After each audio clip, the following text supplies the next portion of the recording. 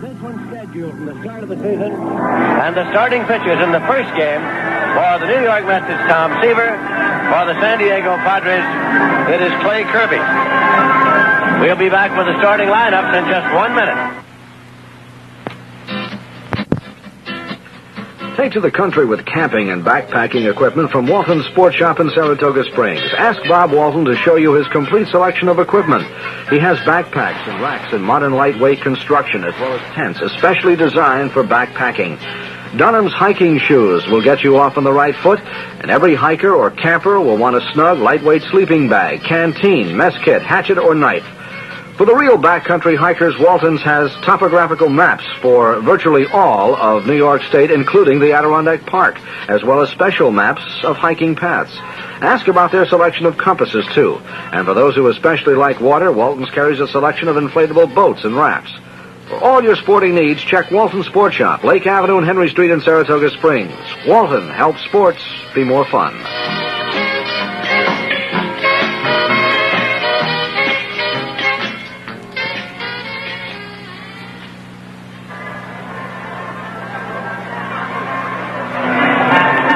Shea Stadium in New York, the Commander-in-Chief Atlantic Fleet Navy Band is poised out in center field, and the theme of the activity here on this July 4th holiday is Let's Go Navy. But right now for starting lineup, let's go Ralph Kiner. All right, Lindsey Nelson. And the umpires are taking their stations. It'll be Lee Wire at home plate, Andy Olson the umpire at first base, Dick Stella the umpire at second, and Ken Burkhardt will be the umpire at third.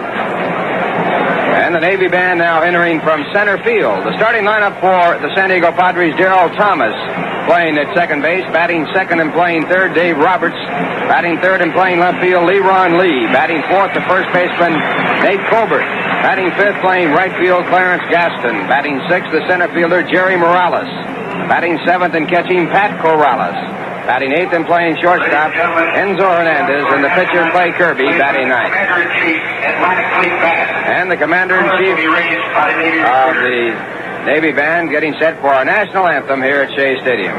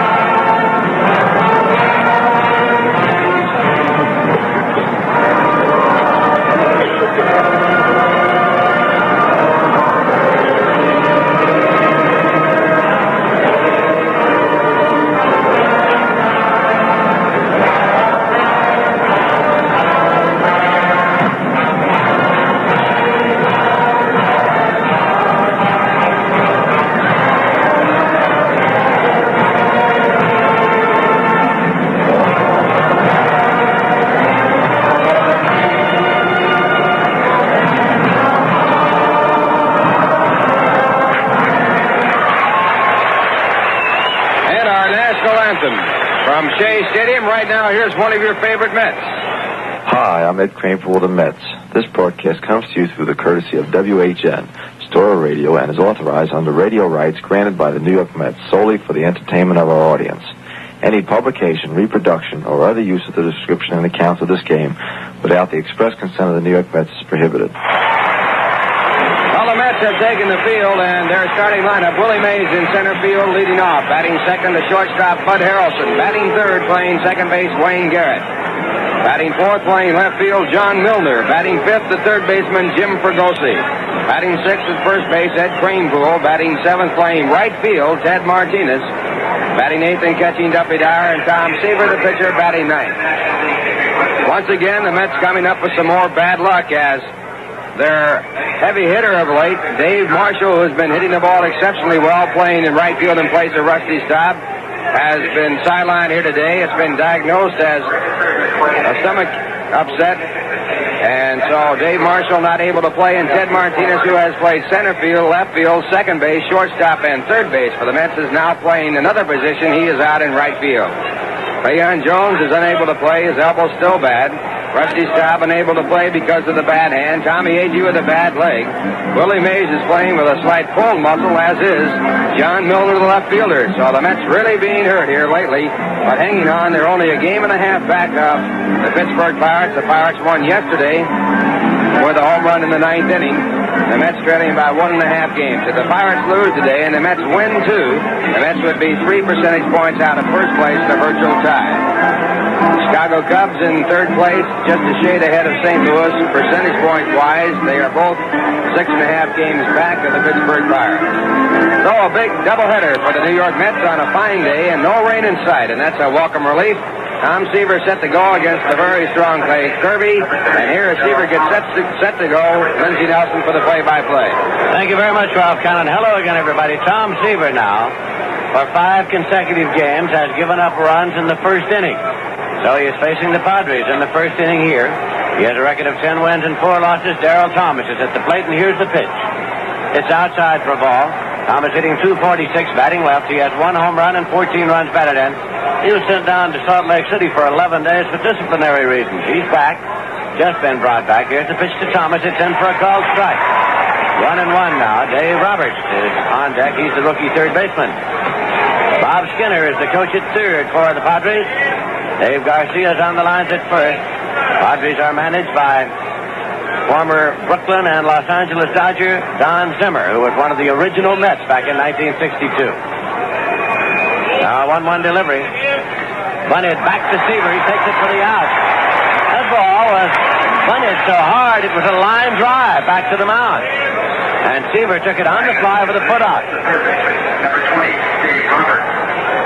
Dave Roberts coming up. He was their number 1 draft choice from the University of Oregon. Dave Roberts is hitting .261. He has 1 homer and 8 runs batted in.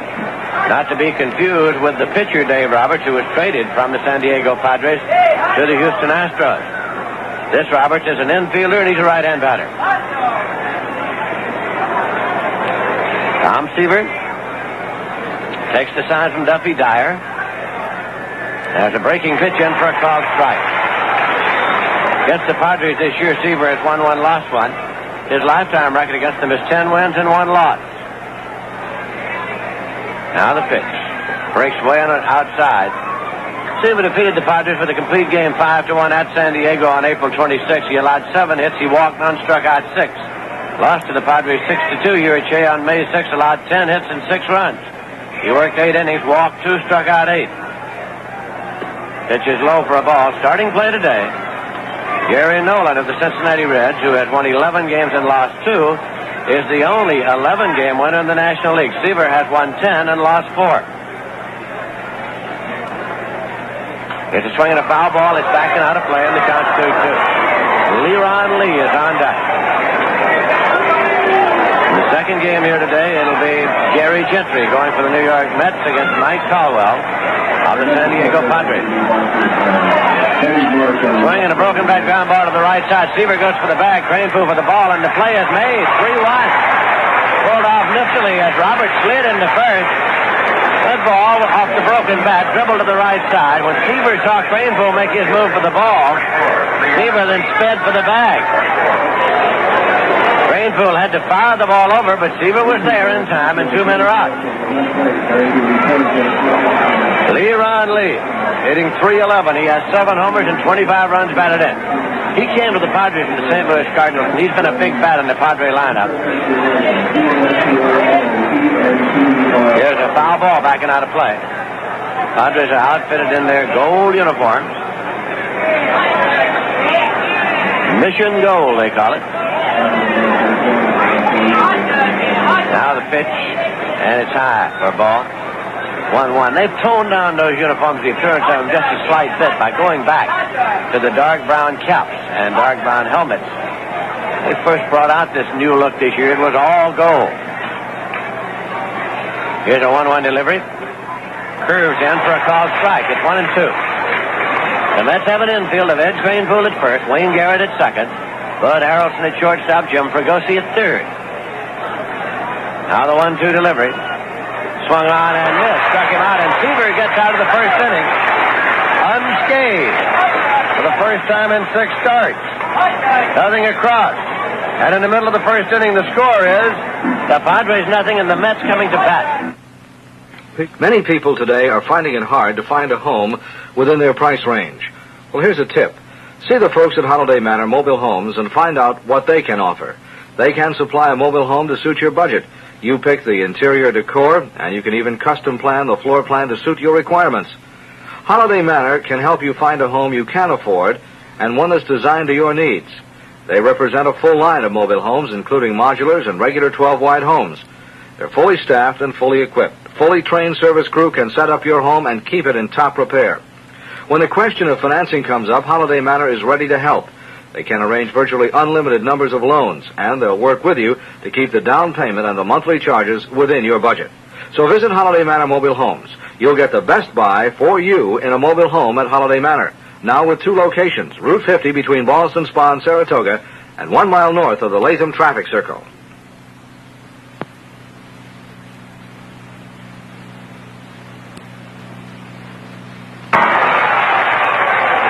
Willie Mays is coming up to lead off for the New York Mets, opposing Clay Kirby. Willie Mays is hitting .238. He has 3 homers this year and 12 runs batted in. Clay Kirby is 24 years of age. He's won 5 games and lost 7. His lifetime record against the Mets is 4 wins and 4 losses. Last year against the Mets, Kirby won 3 and lost 1. Here's the pitch now to Willie Mays, and it's high and tight for a ball. Bud Harrelson is on deck. Mays was not in the lineup originally posted by manager Yogi Berra here today. But when Dave Marshall turned up ill, Mays was inserted. That pitch is high for a ball. It's 2-0. On the coaching lines, Eddie Yost is at third and Sheriff Robinson at first for the Mets. That's Corrales, the regular catcher these days, since being brought over from Cincinnati in the Bob Barton deal. This pitch curves in there for a call strike as Mays took it all the way, moved up in the batter's box, and taking the pitch. Willie's been playing with a pulled hamstring. He was removed for a pinch runner day before yesterday after delivering a pinch base hit. Swinging a foul ball backing out of play. It's 2-2.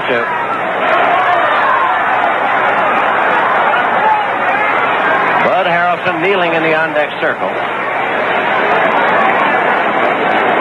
Warm and sunny day here at Shea Stadium in New York for this July 4th doubleheader. Now the 2-2. Fired low, and it's out full at 3-2.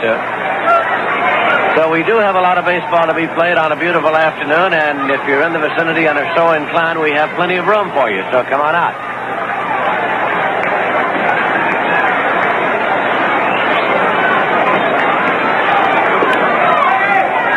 Kirby taking a sign, offers the payoff pitch, foul back and out of play. In the National League, there's only one other game scheduled for afternoon, and that is the St. Louis Cardinals at Cincinnati. And guess what? They're being held up in Cincinnati because of rain.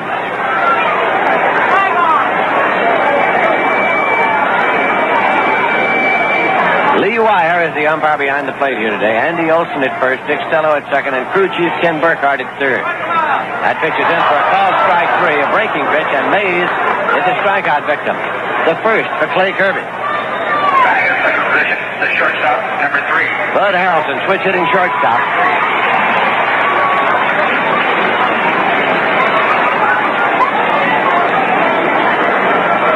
He's hitting .206. He has 1 homer and 12 runs batted in. He's been struggling at the plate of late, as his batting average has shrunk down to the .206.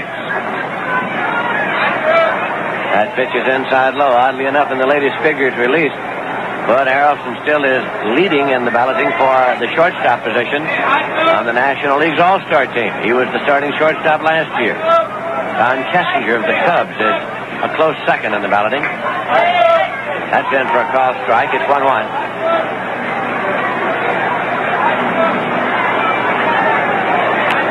The Pirates have won 43 games and lost 25. The Mets have won 42 and lost 27. San Diego has won 24 and lost 46. They're 19 games out behind the division-leading Cincinnati Reds in the West. Ball is bunted up into the air at second base. Thomas waits and makes the catch. Well, we saw Thomas try to bunt his way on and line out to Seaver. Now we have seen Harrelson try to bunt his way on and pop up to second base to Thomas. Two-away Wayne Garrett's the batter. Wayne batting number 3 in the batting order here today. He has hit safely in 4 straight games. Has an average of 189, 1 homer, and 10 runs batted in. We're in the bottom half of the first inning of the first game. No score. Here's a pitch in for a called strike.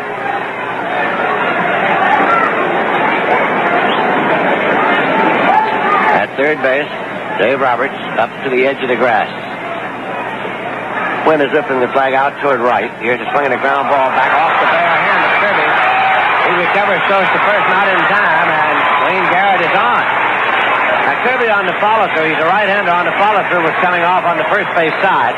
As the ball went back to the box, he just stabbed at it with the pitching hand and deflected it out towards short. It came to stop on the grass. He picked it up, played it on, but not in time, and it scored as a base hit for Wayne Garrett. John Milner's up. The Hammer's hit safely in 8 of his last 9 games. He's been playing with a muscle pull. He's hitting .295. He has 8 home runs and 19 runs batted in.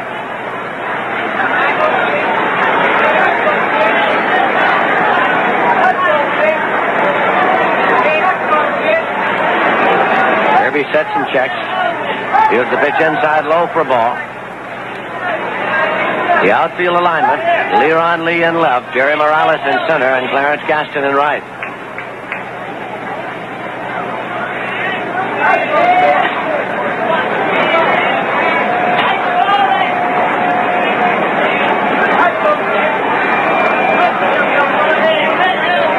Again, Kirby sets and checks.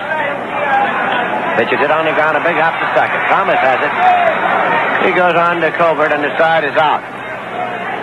No runs, a hit, no errors, and 1 left. At the end of an inning, the score is Padres nothing, Mets nothing. Personal service you can trust. There's only one place in town where you can still find this is true.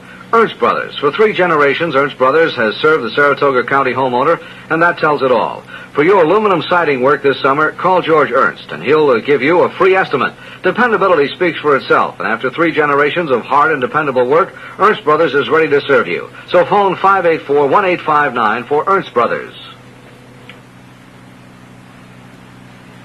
Can't you just see those kids in that pool? But they can't see you. They're blind. Come on, kids. Into the pool. Red Cross volunteer Mary Ann Ryan is teaching them to swim. She's one of thousands who give their time and love in all kinds of services all over the country. Maybe you don't have the hours to give the Red Cross. But think, where do you fit in?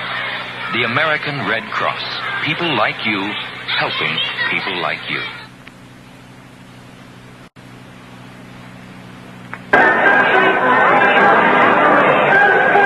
We'll be going now to the top half of the second inning, and Nate Colbert's coming up to lead it off. Nate Colbert is hitting .223. He has 15 home runs, and he has 46 runs batted in. Big right-hand power hitter facing Tom Seaver. Here's Seaver's pitch, and it's low. Cardinals in Cincinnati held up because of rain. Scipio Spinks 5-4 against Ross Grimsley 5-2. Cardinals have won 7 in a row and 14 of their last 15. Here's the fastball low. It's 2-0. The Chicago Cubs and the Atlanta Braves play a twilight doubleheader. Cubs have lost 10 of their last 13 games. It's a breaking pitch in for a strike. It's 2-1. Los Angeles Dodgers, who have lost 4 in a row and 12 of 16, are at Montreal tonight. The Giants are at Philadelphia tonight. Giants have won 8 of their last 10. Phillies have lost 35 of their last 45. Here's a pitch in for a call strike, another breaking pitch. It's 2-2. Pittsburgh Pirates are at Houston, a single game in the Astrodome tonight. The American League, the New York Yankees, who won 5 in a row, are at Oakland against the A's. Ted Williams, Texas Rangers, are at Cleveland. The Indians have lost 8 straight. Here's a swing and a miss. Seaver used the slider to achieve his second strikeout. One away, and Zito Gaston is coming up. Gaston's playing right field, hitting .245, 2 homers and 8 runs batted in. Minnesota Twins are at Fenway Park against the Red Sox. Red Sox have won 4 in a row, and tonight the Baltimore Orioles are at Chicago against the White Sox. The Detroit Tigers in Kansas City play tonight in Kansas City. Pitch is low and away. And the Milwaukee Brewers are at California against the Angels. Right here, no score. And the Padres are batting in the top of the second inning. Here's the 1-0 pitch. Fastball, and it's low. 2-0. Jerry Morales has moved out on deck for the Padres.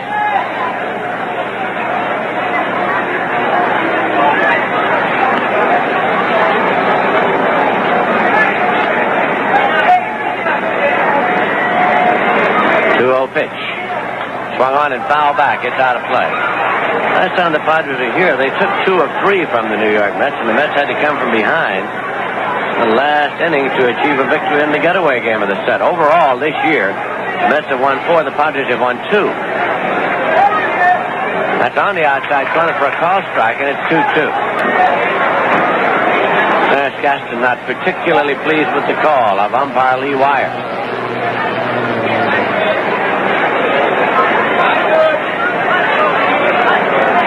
Here is the 2-2. Curveball, and he's called out on strike. Got him on the outside corner. 3 strikeouts for Seaver. 2 away. Jerry Morales is the batter. Morales is hitting .279. He has 2 homers and 8 runs batted in. You may recall that it was against the San Diego Padres that Tom Seaver achieved his record number of strikeouts, 19 in a single game here at Shea. Struck out the last 10 in a row. Here's a swing and a high pop to right center field. Second baseman Wayne Garrett is out backpedaling, loses it for a moment, and one-hands the ball in a circus catch. Oh, boy. Wayne Garrett had a little trouble following the flight of the ball and had to thrust the glove out at the last moment to pull it in. But the side is out, nothing across.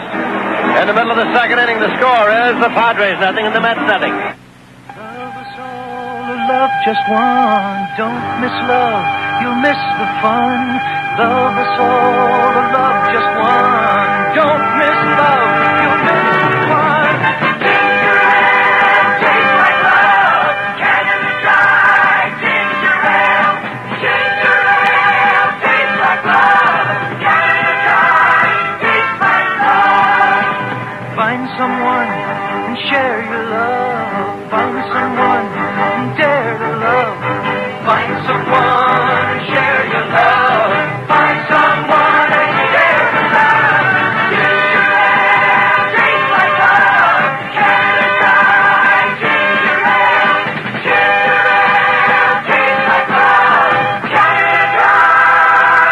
Someone and share it. Tastes like love!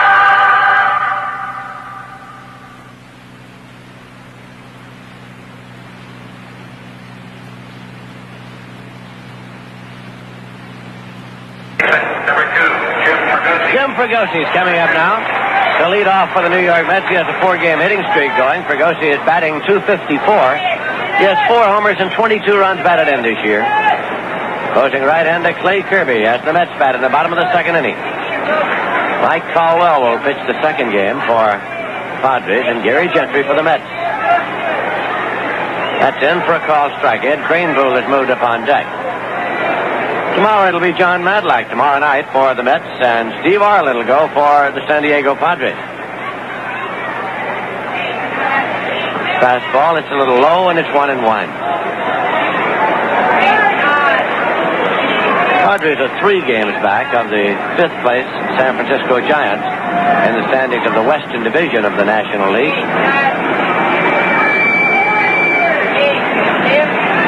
Here's a swing and a foul ball to the right side, out of play.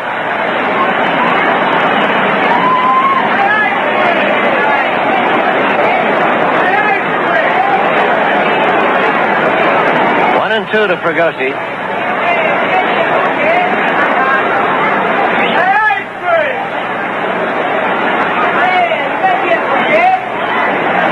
The pitch. Foul ball back and out. So it calls it 1-2. Nobody on and nobody out.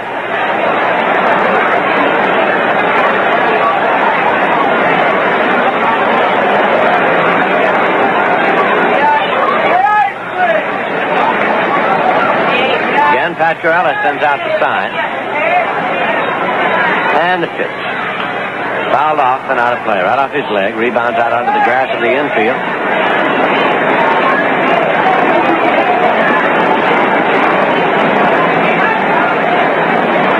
Padres in, followed by the Dodgers, followed by the Giants, and then the Mets go on the road out to San Diego, to Los Angeles, and to San Francisco.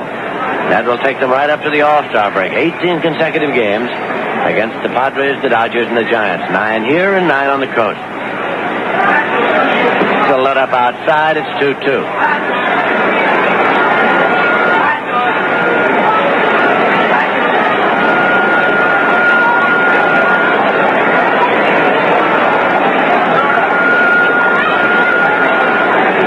Here's the 2-2 delivery. Swung on and fouled off was a breaking pitch. It's out of play to the left side.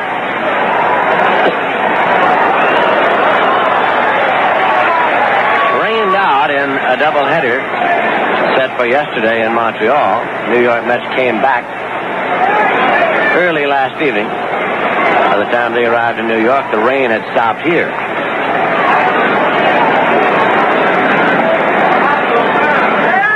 Here's the 2-2 pitch. Swung on and missed. He tried to check it, but had it around for a strikeout. That's the second. Credited to Kirby. One away at Ed Cranepool's the batter. He's hitting .211. He has 4 homers and 13 runs batted in. We pause for station identification. This is the New York Mets Baseball Network. 102.3 in your FM dial. In Saratoga Springs, New York, the voice of Mets baseball, this is WKAJ FM. This is Lindsey Nelson with Ralph Cannon and Bob Murphy at Shea Stadium in New York. Mets and Padres in a doubleheader here on July 4th. Cranepool's at the plate. Swings and sends a fly ball into short center. Coming fast is Morales. He gets there, calls, and makes the basket catch. Jerry Morales coming straight in from center field. 2 away, and Teddy Martinez will be the batter. He's hit safely in 9 of his last 11 games. Martinez is hitting .276 for the year with 6 runs batted in. He's played second base, he's played shortstop, he's played third base, he's played left field, center field, right field.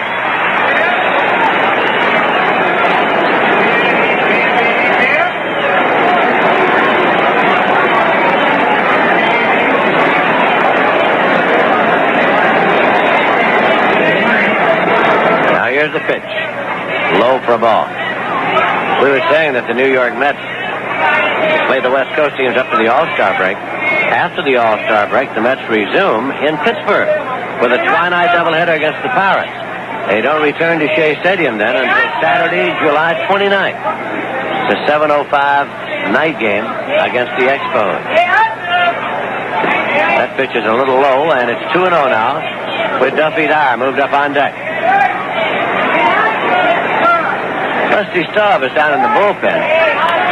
And he has a bat, and he's in a little pepper game down there, just seeing if he can swing it, and if the contact hurts the wrist. There's a swing, and a foul ball. It's off and out of play, 2-1. Rusty Staub is hopeful that he'll soon be back in the lineup, and so is the Met management hopeful, because it's his bat that is missed the most out of that lineup these days. He was the cleanup batter. He was hitting .298 with 9 homers. He went out of action. There's a swing and a miss. It's 2 strikes.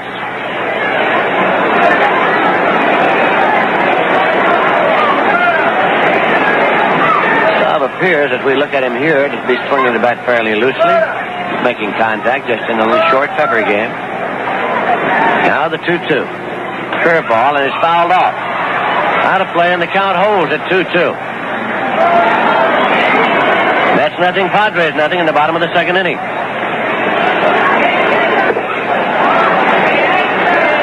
First time this year that the New York Mets have faced Clay Kirby.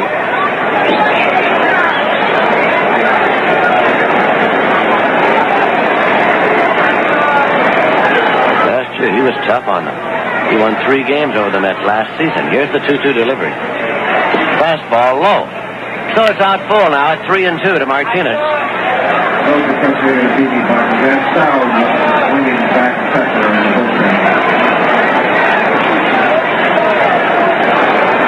Rusty Staub has apparently removed that bandage he's been wearing on the wrist. Here's the payoff pitch. Hit on the ground, one off to third. Speared there by Roberts to play to first, and he beat it for a base hit. Martinez using his speed to leg out a base hit.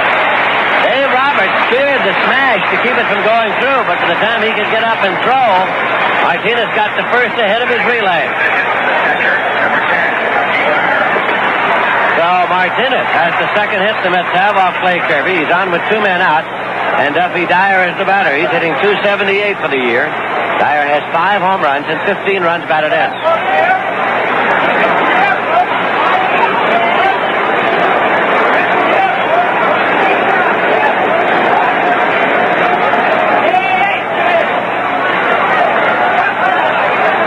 Colbert holds against the runner. Martinez at first. The pitch hits in the dirt, comes in on a big hop to Pat Corrales, the catcher. It's ball 1.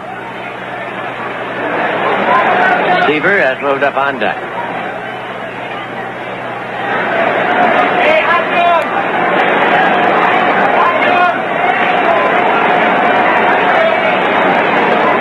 Kirby again looks for the sign. Outfield defense shaded to the right against Duffy Dyer. There's a swing and a miss. It's 1-1.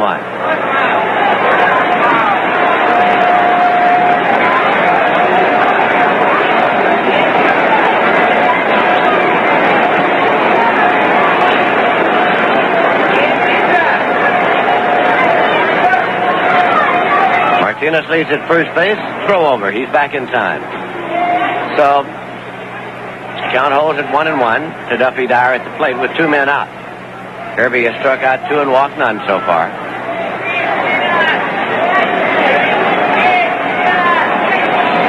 This pitch breaks a little low off the outside corner. It's 2-1. Martinez bluffed to start on the pitch.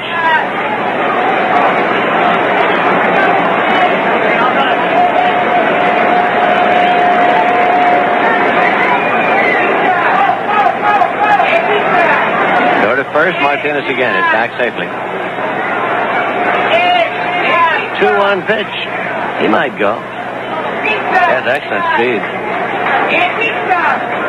Padres had the same thought. That's why they threw to first base. Not going. The pitch is high. It's 3-1 now.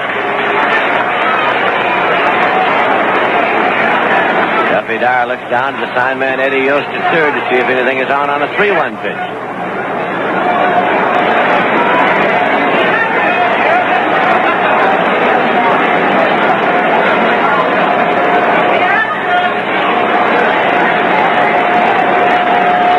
Swung on and foul back, so now the count is out full at 3-2. This means an automatic start for Martinez on this next pitch.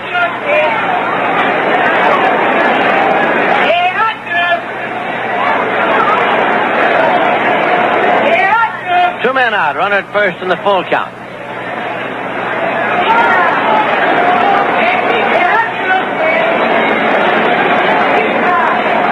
There goes Martinez. Swing and a miss, struck him out to retire the side. 3 strikeouts for Kirby. No runs, a hit, no errors, and 1 left at the end of 2 innings. The score is the Padres nothing, the Mets nothing.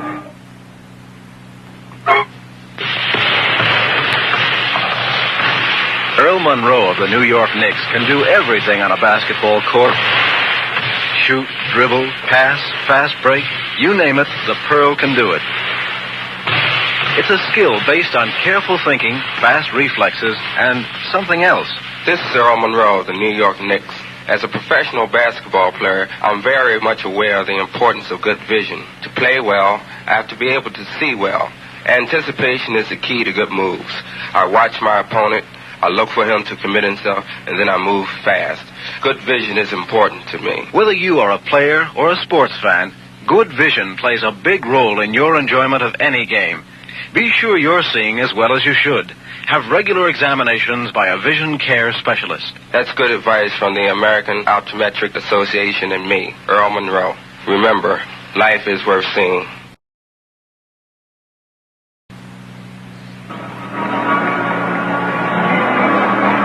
We're going to the 3rd inning. First game of a July 4th doubleheader here at Shea between the Mets and Padres. There is no score, and here for the play-by-play, Ralph Kiner. Thank you, Lindsey Nelson, and once again, hi, everybody. Pat Corellis will lead off for the Padres. Padres very happy to get Pat Corellis as a fine receiver. He's hitting at 175 for the year. Right-hand batter, veteran catcher in the legs, and the first pitch is popped up. A slider hit high in the air, back at second. Out there is Harrelson. He is under the ball, and he makes the catch. Last two men have been retired on one pitch by Tom Seaver. He has pitched to 7, got them all. That'll bring up the shortstop, Enzo Hernandez. The shortstop, number 11. Hernandez hitting 189.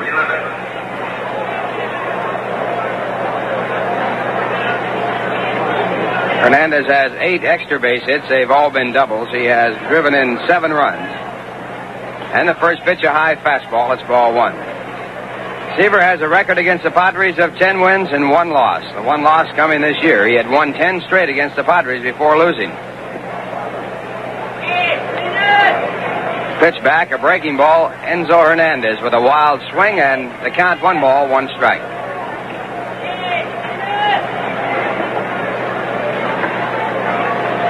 And the 1-1 delivery. Fastball just off the plate above the knees. 2 balls, 1 strike.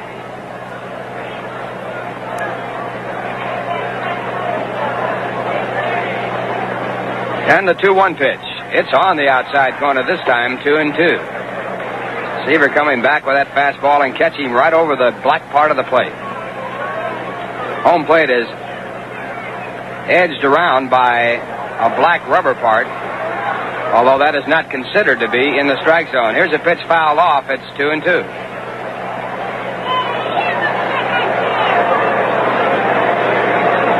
Players always refer to a close pitch as over the black part. And Seaver's 2-2 delivery. He misses with a slider, low outside, 3-2.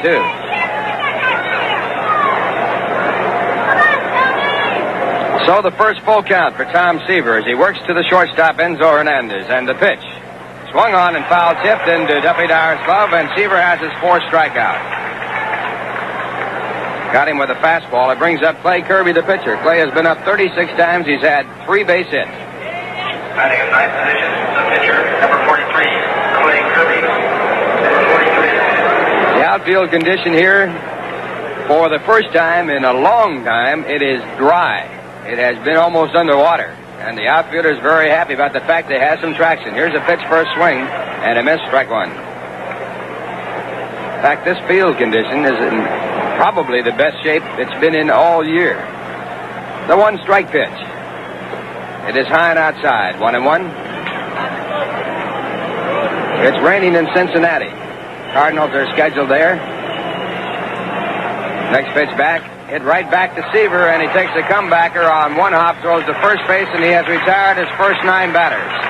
And the score at the end of 2.5 innings, the Padres nothing, the Mets nothing. Are you in casual dress? Want a wonderful restaurant to eat and relax in? Visit the Club Circle Restaurant and Motel. From soup to antipasto for 2. The menu is sure to include something you'll like. Have the time of your life. Visit the Winstons at the Club Circle Restaurant and Motel, out Crescent Avenue on Lake Lonely. What a welcomed pleasure.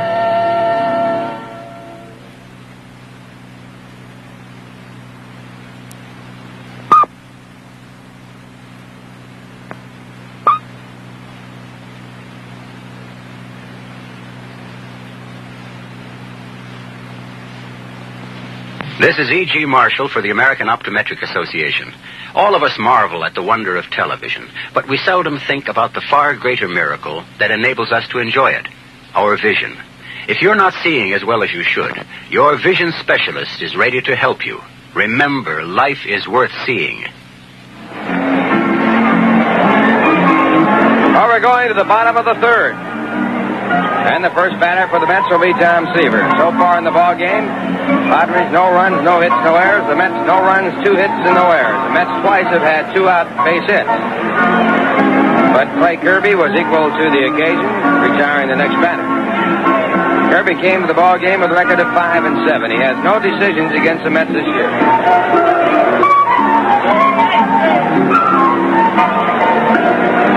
Out of the bullpen for the Mets, Rusty Staub is hitting Pepper. He is dying to get back in the lineup, but The right wrist, the bottom hand of the bat, is still sore. Seaver, the batter, he's been up 39 times. He's had 7 hits. He's hit 2 home runs. He also has had 2 doubles, so he's had 4 extra base hits in his 7 base hit total. It'll be Tom Seaver, Willie Mays, and Bud Harrelson for Clay Kirby as his first 3 batters here in the bottom of the 3rd. And Kirby's first pitch, a hard fastball that's in the strike zone, strike 1 call. Kirby with a hard fastball, a very good slider, and a curve. He is one of the tough right-handers in the league. The 1 strike pitch. Comes back with a breaking ball and misses low and away. 1 ball, 1 strike. Sun shining brightly, and what a welcome sight. Breeze blowing in from left field. It's just a shade cool, but a perfect day for a doubleheader. Now a slider swung on and missed. Actually foul tipped as home plate umpire Lee Wire gives a sign. 1-2. Umpires are working in their suit coats on this mild day. Andy Olson at first, Dick Stello at second, Ken Burkhardt at third. 1-2 pitch, again the curve, and again it's outside. 2-2 the count. Kirby's pitching Seaver as though he were a tough batter, which he is. Going to the breaking balls. Now the right-hander back at 2-2. Pitch is grounded out toward third, and it is fielded in foul territory. Seaver down the line will have to come on back. Dave Roberts, the number 1 draft choice in the United States out of college this year, turned in a fantastic fielding stop against Ted Martinez, but couldn't throw him out. He appears to be a fine fielding third baseman. Trying to make the jump from college ball to the major leagues, and it's tough.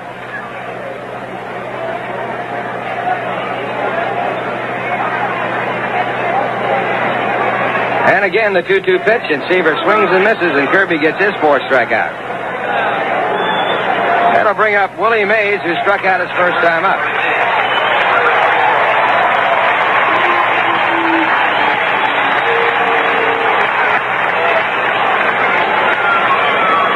Willie worked the count to 3 balls and 2 strikes and was called out on strikes as he looked at a slider his first time up. Mays hitting .236. He's had 39 walks to go with his 30 base hits. He's been on 69 times, and the first pitch is called strike. Strike 1. Willie has been in 46 games, so his on-base percentage is exceptionally good. Willie has hit 3 home runs this year. Has a total of 649 in his career. Next pitch, a fastball swung on a miss. Strike 2.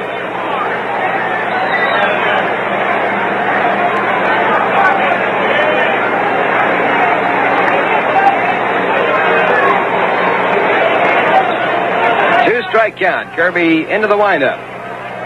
And the pitch, high and inside. It rocks Willie back out of the batter's box. 1-2.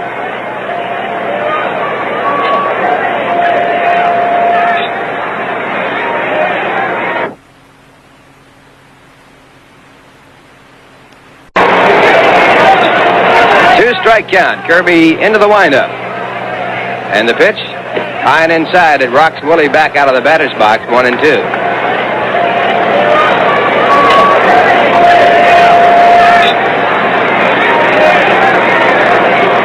Now the next delivery.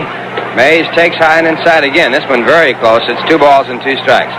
Before this year, Willie Mays had a home run percentage of a home run every 16.1 times up. Hank Aaron has a home run percentage going to this year, 16.3. Babe Ruth, of course, by far the best with 11.8 ratio of home runs to times at bat.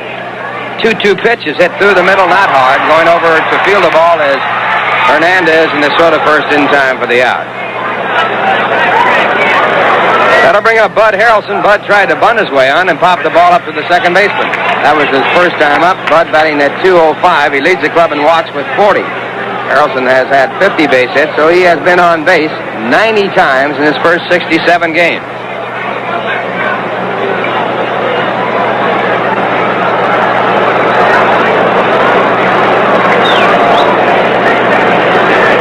And the first pitch to Harrelson, batting left-handed, line to left center field. It's going to be a base hit. Morales over to field it on 1 hop. Harrelson makes the turn and holds it first. So once again, the Mets, for the 3rd time in the ball game, and this is the 3rd inning, have a runner on first base with 2 men out as a result of a base hit. That'll bring up Wayne Garrett, who singled his first time up. Singled off the glove of the pitcher, Clay Kirby. Harrelson has been hitting the ball much better lately. Garrett also has a great on-base percentage. He's been on over 38% of the time with 23 walks. And he takes a fastball to the knees, a called strike. Garrett has had 15 hits. He's been on 38 times in his first 35 ball games. So to first base chases Harrelson back. Bud leads the club in stolen bases with 5.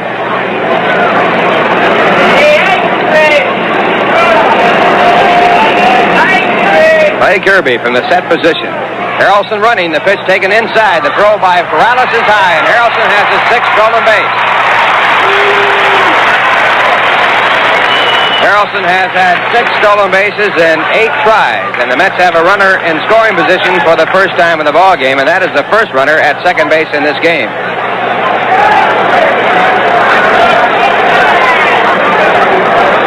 One ball, 1 strike count on Wayne Garrett. Garrett has driven in 10 runs. He's batting an even 200.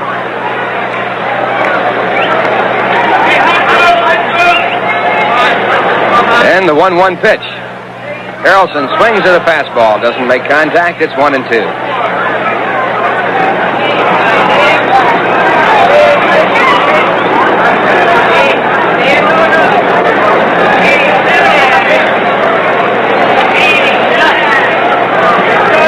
Kirby taking the signs from Pat Corrales. And here comes the 1-2 delivery. It's fouled back out of play. Again, a fastball. So the count remains at 1-2. Home plate umpire Lee Wire missed the pitcher throwing the ball back, and it's fielded by second base umpire Dick Stello.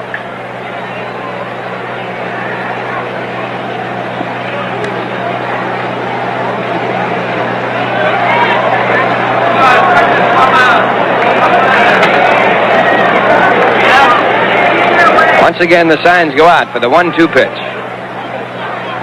It's on its way, and the pitch a curve. It misses high, 2-2.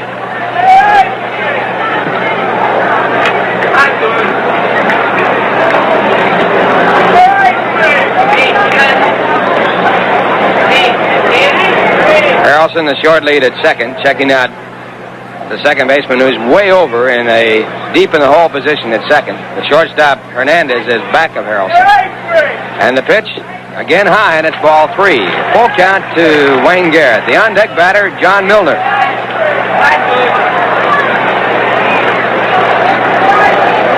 Kirby has not walked a batter in this ball game. He has struck out 4. Working with 2 men out, we're in the bottom of the third, no score.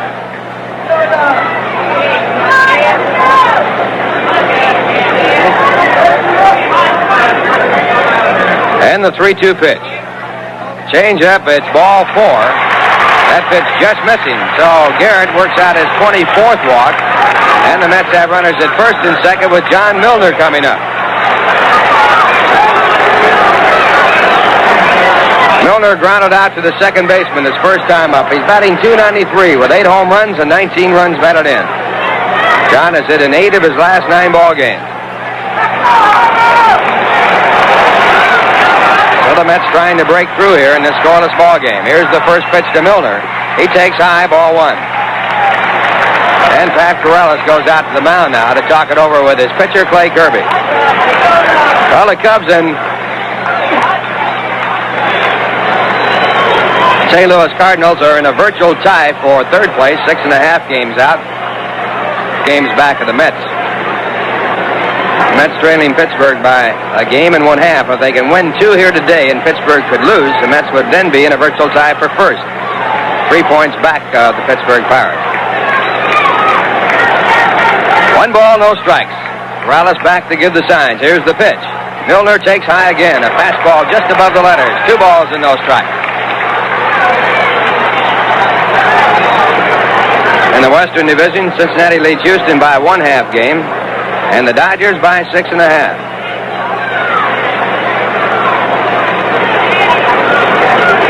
2-0, the count on John Milner. 2 men away. Runners at first and second. Here's the pitch.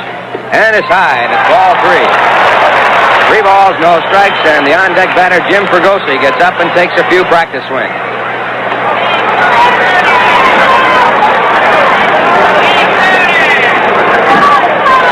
Milner checks out to see whether or not he'll be hitting. He has been hitting on 3-0 on many occasions. Here's the pitch. And he takes a strike. It's low and inside on the strike side, and it's 3-1. Milner was in hitting position. He was starting to swing. But a tough pitch to hit, so he laid off. That puts it at 3-1 with runners at first and second. And Kirby's next delivery. Milner takes ball 4. The bases are loaded.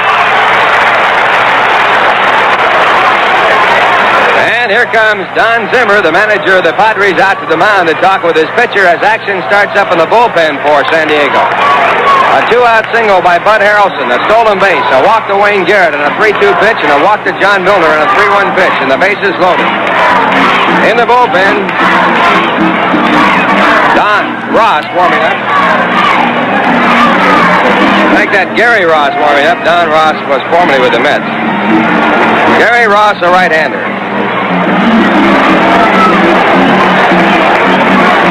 Zimmer back to the bench, and Jim Fregosi stepping in the batter's box. He was struck out his first time up.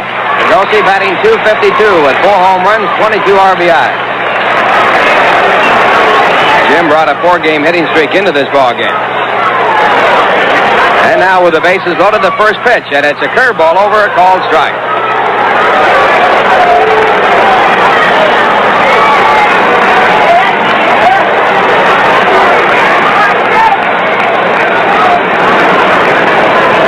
Kirby with his first test in this ball game. The pitch back to the plate, in there, a call, strike 2. So Kirby out in front with a 2-strike count against Jim Fregosi.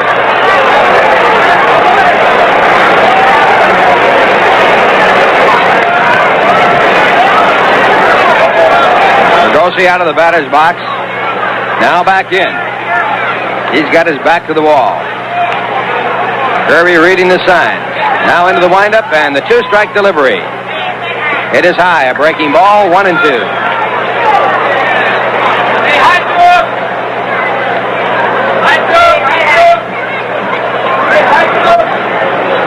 Harrelson at third. Garrett at second. Milner at first. And the 1-2 pitch, again a breaking ball. And again it is just high. 2 balls, 2 strikes.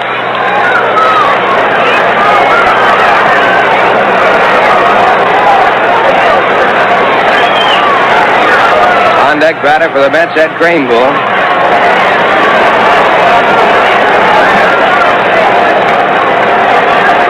And here's the 2-2 pitch.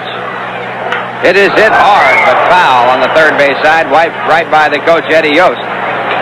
The count remains at 2-2. Last year, Kirby, a 15-game winner for the last place San Diego Ball Club. This year, he's won 5 and lost 7. Lifetime, he has won 37, lost 56. He is regarded as one of the top right-handers in baseball. Now, time called. The ball is left on the playing field, the foul ball, so time called as home plate umpire Lee Wire says, get it out. We don't need 2 balls that can be in play. Time back in. Wind up and pitch. He misses low and away with a breaking ball, and that fills the count to 3-2. That means the runners will be going with the pitch, and we'll see whether or not Clay Kirby works from the set position or from the windup. It's down to the wire now. 3-2, bases loaded. Still no score. 2 men out, bottom of the third. Kirby is going to work from the stretch position.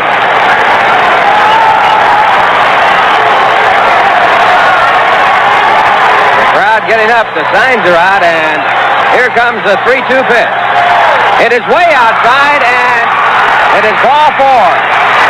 Jim Fregosi started to swing, and now an argument as Don Zimmer comes out to argue with home plate umpire Lee Wire. Wire asked the first base umpire, Andy Olson, whether he had swung or not, and Olson said no. And Don Zimmer throws his hands up in the air in disgust and then makes a motion as he took a full swing.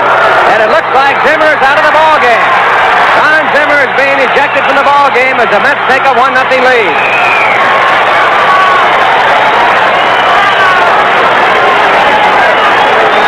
A single and then 3 walks in a row. And on the last pitch, a disputed call, the pitch that might have been a foot outside. Fergosi started to swing, and it was deemed that he held up, and Zimmer's still arguing the call. Harrelson scoring from third base. Zimmer started out of the dugout. I think the thought occurred to him that once he took a step out there, he knew he was automatically out of the ball game, which he is. If he comes out to argue a call on a swing or a ball or a strike, he's out.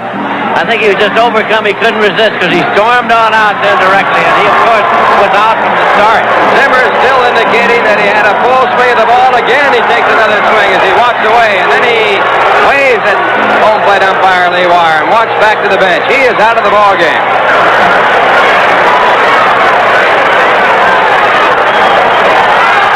Now Zimmer picking up the bat and indicating that he swung at the ball as he walks down toward the dugout tunnel, and he goes out of sight. That puts up Ed Kranepool. The bases still loaded. The Mets leading 1-0. Still 2 men out. Kranepool flied out to center field his first time up. Here's the pitch. And he takes low, and it's ball 1. That'll give Fergosi a run batted in. His 23rd of the year. Garrett moving to third base, Miller to second. A 1-0 count to Kranepool. Kranepool batting 209. And the 1-0 pitch. It's in for a called strike. 1 ball, 1 strike. Gary Ross still throwing in the bullpen for the Padres. Well, the Mets lost the ball game to Montreal on 4 walks in the bottom of the 9th inning. Now they have picked up a run on a base hit and 3 walks. The 1-1 pitch. Kranepool takes a strike, and it's 1-2. Fastball over the outside part of the plate about belt high.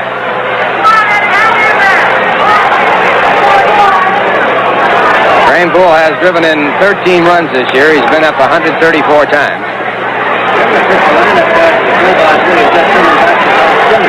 Next pitch is swung on and fouled back. The count stays at 1-2. One thing about Don, he can get hot.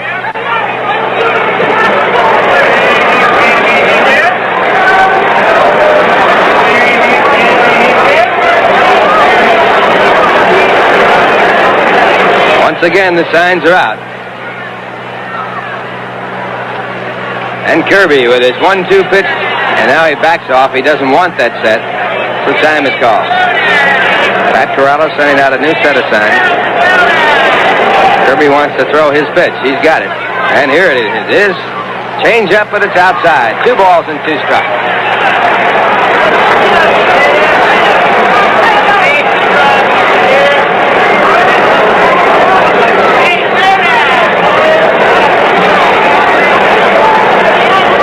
Two balls, 2 strikes. The windup and the next delivery to Kranepool, high and away, and it's ball 3. And once again, a full count.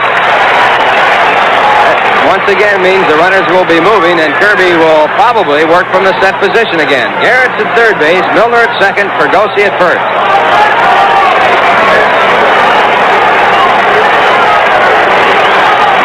Home plate umpire Lee Wire indicates the count. 3 balls, 2 strikes.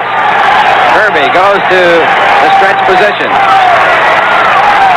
The runners go. Here's the pitch. It's high. Ball 4, and the Mets have their second run.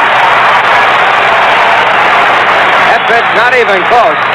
And that looks like the last pitch that Clay Kirby is going to throw. It is as Roger Craig, the pitching coach, comes out to the mound. So Kirby, who has had great stuff, suddenly losing control and walking 4 batters in a row.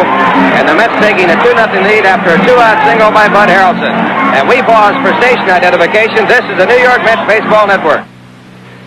FM radio in Saratoga Springs, New York, bringing you New York Mets baseball. This is WKAJ 102.3 in your FM dial.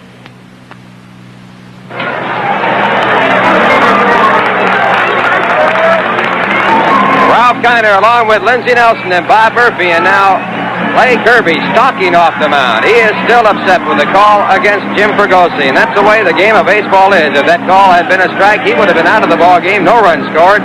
I mean, still in the ball game and no run scored. Now he's out of it, and Gary Ross is coming in. Gary Ross is making his 26th appearance. They have all been in relief. He has relieved 3 times against the Mets. He has a record of 1 win and 1 loss. So while he comes in to warm up, let's check out the schedule and the games in progress with Lindsey Nelson. All right, Ralph, kind of in the National League, there's only one other game that is scheduled for afternoon here on July 4th.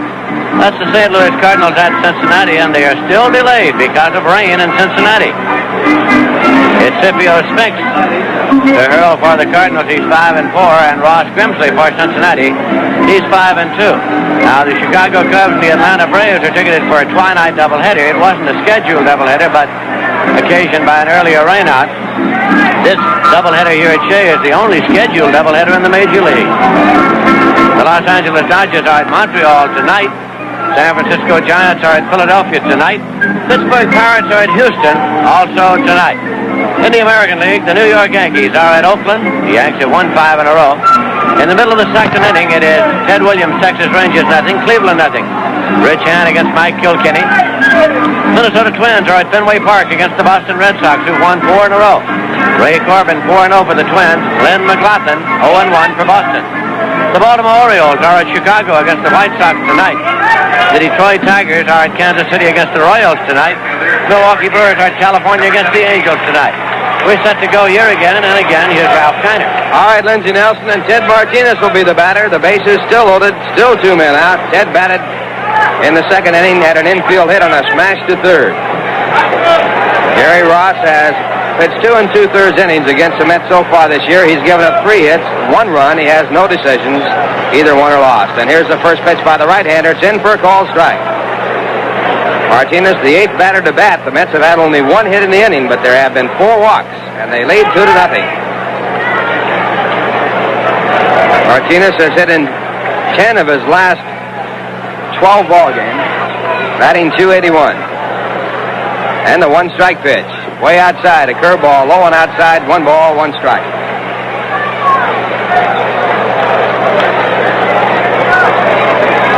Milner at third base, Fergosi at second, Cranepool at first. Run batted in for Cranepool on the bases loaded walk, his 14th of the year. And here's the 1-1 delivery. It's a fastball outside, 2 balls, 1 strike.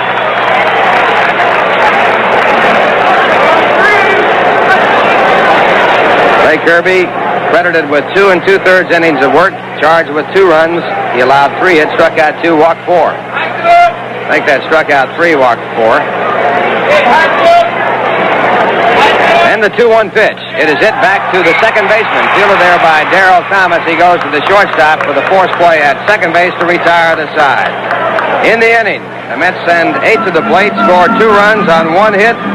There were no errors, 4 walks, and 3 men left on. And the score at the end of 3, the Mets 2, the San Diego Padres, nothing. How's your golf game? Would a new set of clubs help? Hi, this is Bob Walton with a good deal for you golfers.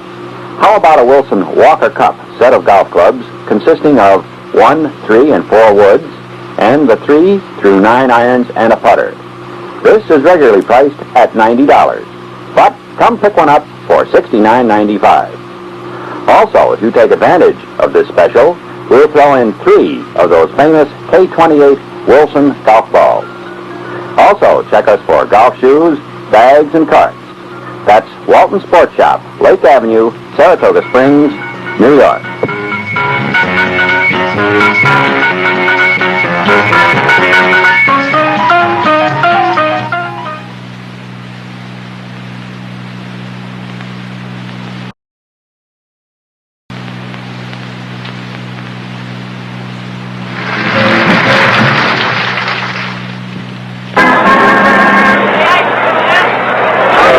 We're going now to the top of the 4th inning. The Mets leading 2-0 as a result of 2 runs in the bottom of the 3rd. And the first batter for the Padres will be their leadoff batter, Darrell Thomas. Darrell tried to bunt his way on and line the ball right back at Seaver on the mound.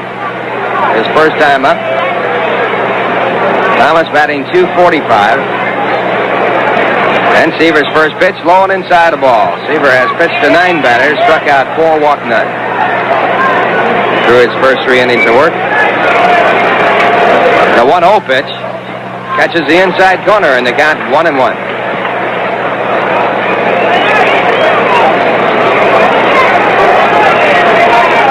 And the right-hander's next pitch, a curve swung on and missed. Good pitch. Right on the inside corner, breaking right on the hands of the second baseman, Darrell Thomas. Thomas has been up 200 times this year. He's had 49 hits and a pitch for a ball. It's 2-2. Next pitch is swung on and missed, and Seaver has his fifth strikeout. That will bring up Dave Roberts. Dave was out on a good play on a ball hit out in the hole at first base, fielded by Cranebull. Seaver had to cover at first base and made the play as he just beat Roberts to the bag. Roberts hitting .258, and he fouls off the first pitch, strike one.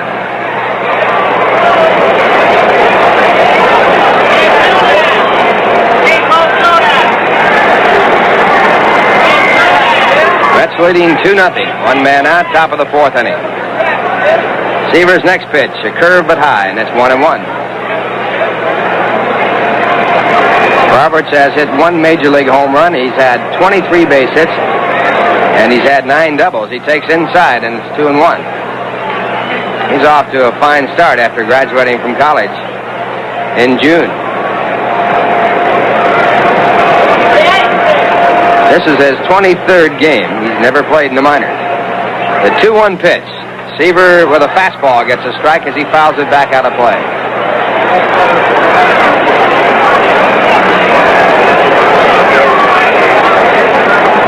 Two balls, 2 strikes. And the next pitch again fouled off, again a fastball. Count remains at 2 balls and 2 strikes.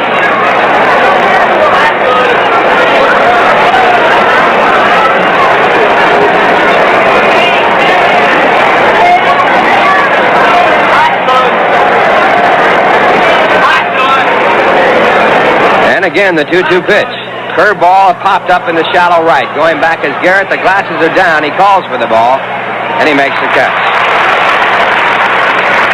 That'll bring up Leron Lee. Leron was struck out his first time up. Seaver got him with a slider. Lee hitting at .309 for the year. He has 7 home runs, 25 RBI. He's hit 15 doubles, 4 triples. He is the most productive of the San Diego Padres. Acquired from the St. Louis Cardinals. First pitch, a fastball high and away. It's ball 1.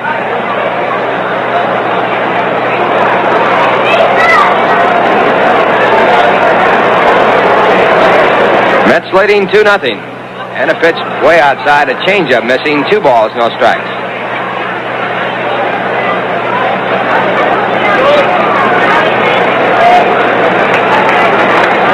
And the 2-0 delivery.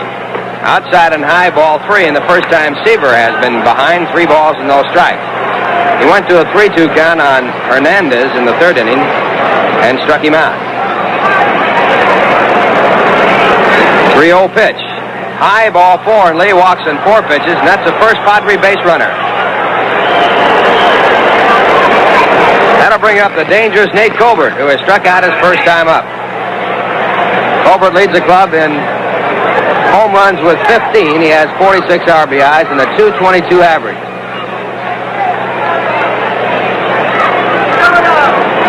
And Seaver's pitch. Curveball hit deep to left, but foul. It's out of the ballpark a long way, but foul by about 30 feet. High hanging curveball, and Colbert just a shade out in front.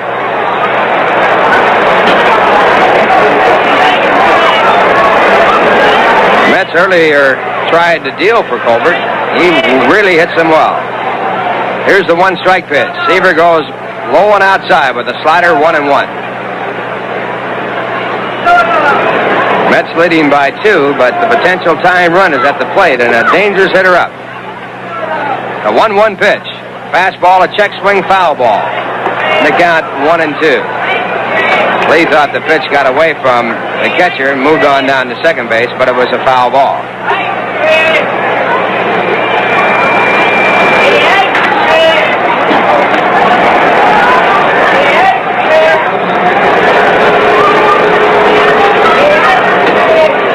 Colbert has struck out 65 times in his first 71 ball games.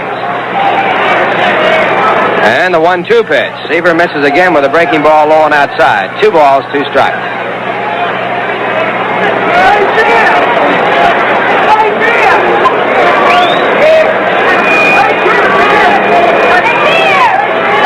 Lee at first base, the 2-2 pitch. Seaver again with a breaking ball, and Colbert starts to swing but holds up. That puts the count at 3-2. So on the next delivery, Leron Lee will be running with the pitch with 2 men away here in the top of the 4th. Seaver ready? Now he backs off the pitching rubber, and Lee shortens up his lead at first.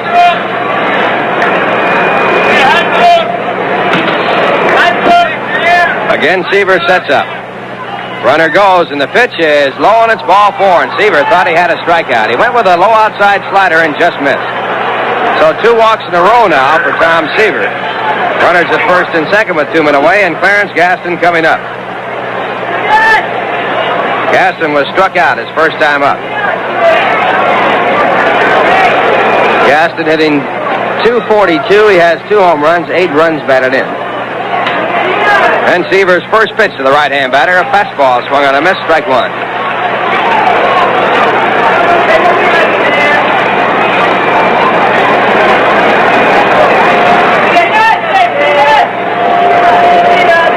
And at 1 strike, the pitch back, breaking ball low and outside, and the count 1-1. Seaver now has lost that great command he had through the first 3 innings and at the start of the 4th.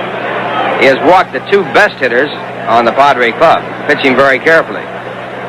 A 1-1 pitch. He gets a fastball by, but it's outside. 2 balls and 1 strike.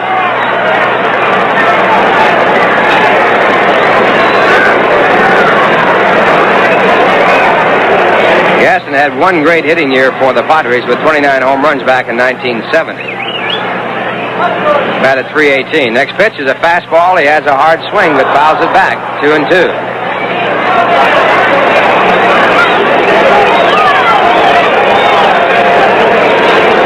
In that year in 1970, Gaston had 93 RBIs with his 29 home runs. 2 balls, 2 strikes. And the pitch. Fastball again fouled off a Seaver with 3 straight fastballs. The count stays at 2-2.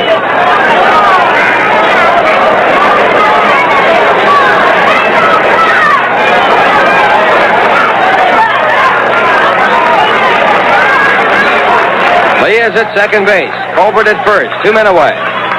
And again the 2-2 pitch. And a fastball swung on and missed. And Seaver with a 6th strikeout retires aside. In the inning, no runs, no hits. 2 walks, the first 2 players to get on, and 2 men left. And the score at the end of 3.5 innings, the Mets 2, the San Diego Padres, nothing.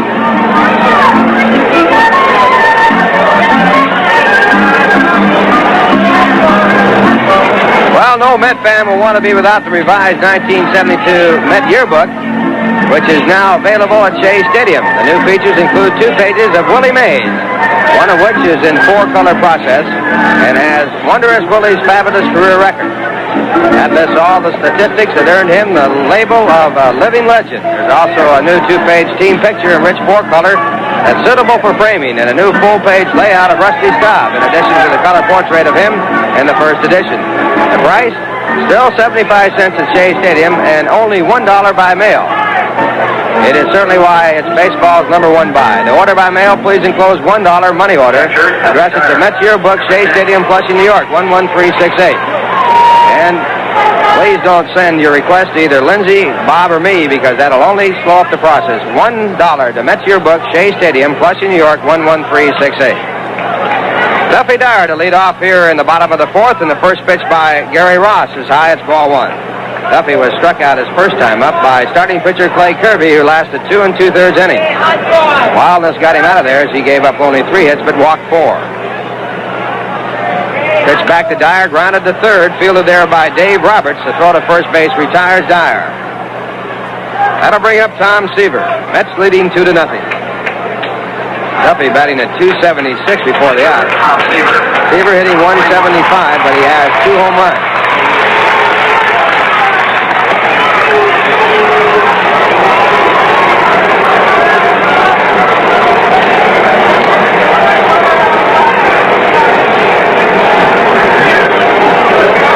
Seaver batting for the first time against Gary Ross in the first pitch. Fastball high and away. It's ball one. Ross in his 26th relief appearance. He does not have the velocity of Clay Kirby, but he has been getting the ball over. He misses outside, the ball off the glove of Pat Corrales, ball two. 2 balls, no strikes. He came in with the bases loaded with 2 men out and got Ted Martinez to ground into a force play and has retired Duffy Dyer here in this inning. The Cardinals-Cincinnati game has gotten off, and after 1.5 innings, the Cardinals nothing, Cincinnati nothing. Cardinals have won 7 straight, 14 of their last 15. They are in a virtual tie for third place, 6.5 games back of the league-leading Pittsburgh Pirates. Scipio Spinks, 5-4, pitching for the Cardinals against Grimsley, who has won 5 and lost 2 for Cincinnati. The Reds lead by 1.5 game over Houston in the Western Division and 6.5 games over third place Los Angeles. Next pitch to Seaver is low, and it's ball 3. 3 balls, no strike. That is the only other day game in the National League.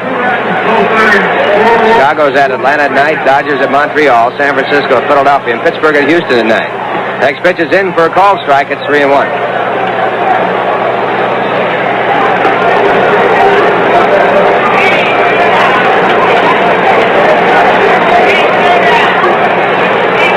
Three balls, 1 strike. Here's the pitch to Seaver. And it's low, ball 4, and Seaver walks. That is the 5th walk for the Mets in this game.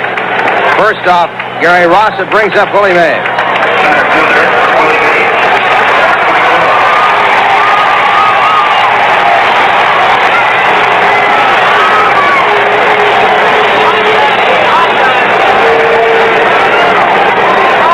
Willie is 0 for 2 in this game.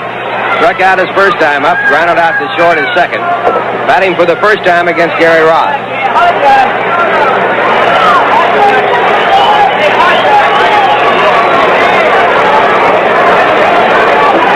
Seaver on first, 1 away. Bottom of the 4th, the Mets leading 2-0. And the first pitch to Mays is low. It's ball 1 as Ross starts off and misses with a fastball. Pat Corrales trots the ball back to the mound, and he has something to say to his pitcher.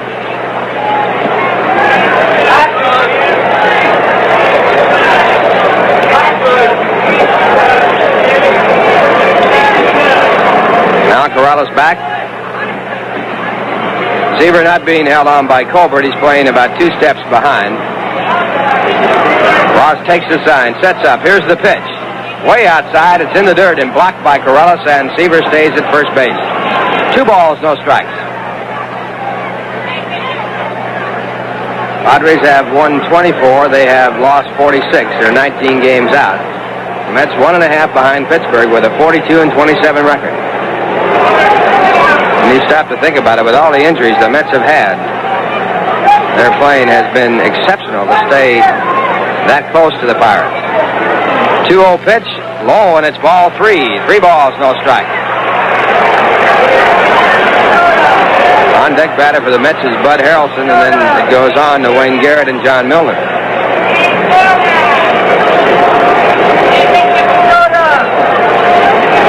Three-0. Mays checks to see whether or not the hit sign is on. Ross sets up. Here's the pitch. Mays takes it low, ball 4, and again, the Mets have the walks to help their cause. Their second walk in this inning, and now runners at first and second with 1 out. It brings out Roger Craig, the pitching coach of the Padres. The Mets now have had 6 walks in this game. For Mays, that's his 40th walk. He's tied with Harrelson for the club lead. Al Severson is now throwing in the bullpen for the San Diego Padres. Mets have had 9 men on base, 6 by walks, as they lead 2-0. And Roger Craig, one of the original Mets, talking with his pitcher, Gary Ross.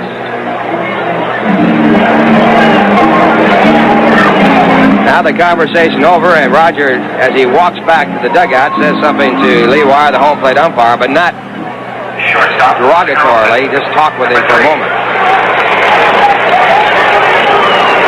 Bud Harrelson, the batter. Bud started the rally in the 3rd with a single to left center field. Bud scored the first run of the ball game when he was forced in from third base on a walk to Fregosi. And the pitch to Harrelson. It's on the inside corner, a called strike.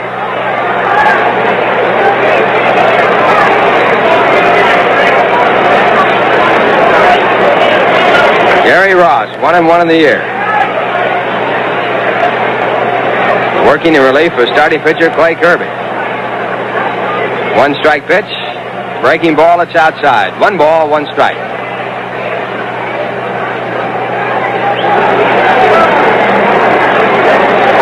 Seaver, short lead off at second. Mays behind him at first.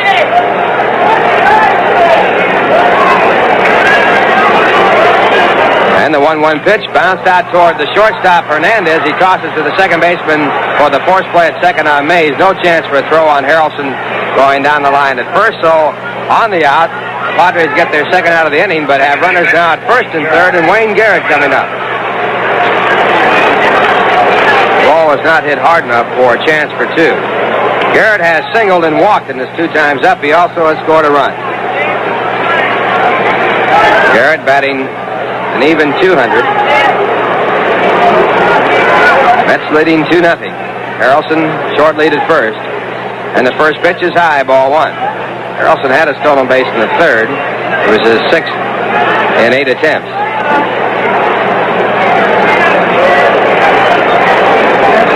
One ball, no strikes to count.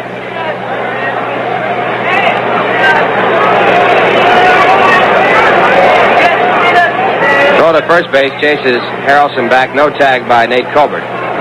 Got back in plenty of time. Padres, of course, alert for a possible double steal attempt. Ross indicates he wants the signs rolled over once again, so time called as Garrett steps out of the batter's box.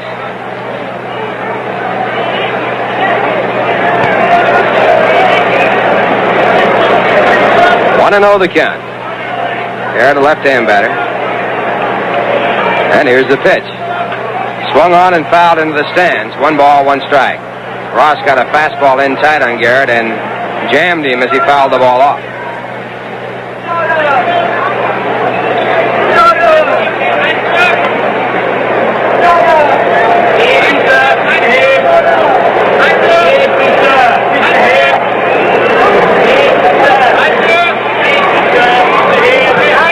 Ross working very slowly. Now steps up in contact with the pitching rubber, gets his sign. Here's the pitch. It's in there for a called strike at the knees. Garrett thought the pitch was low. So Ross with the count at 1-2.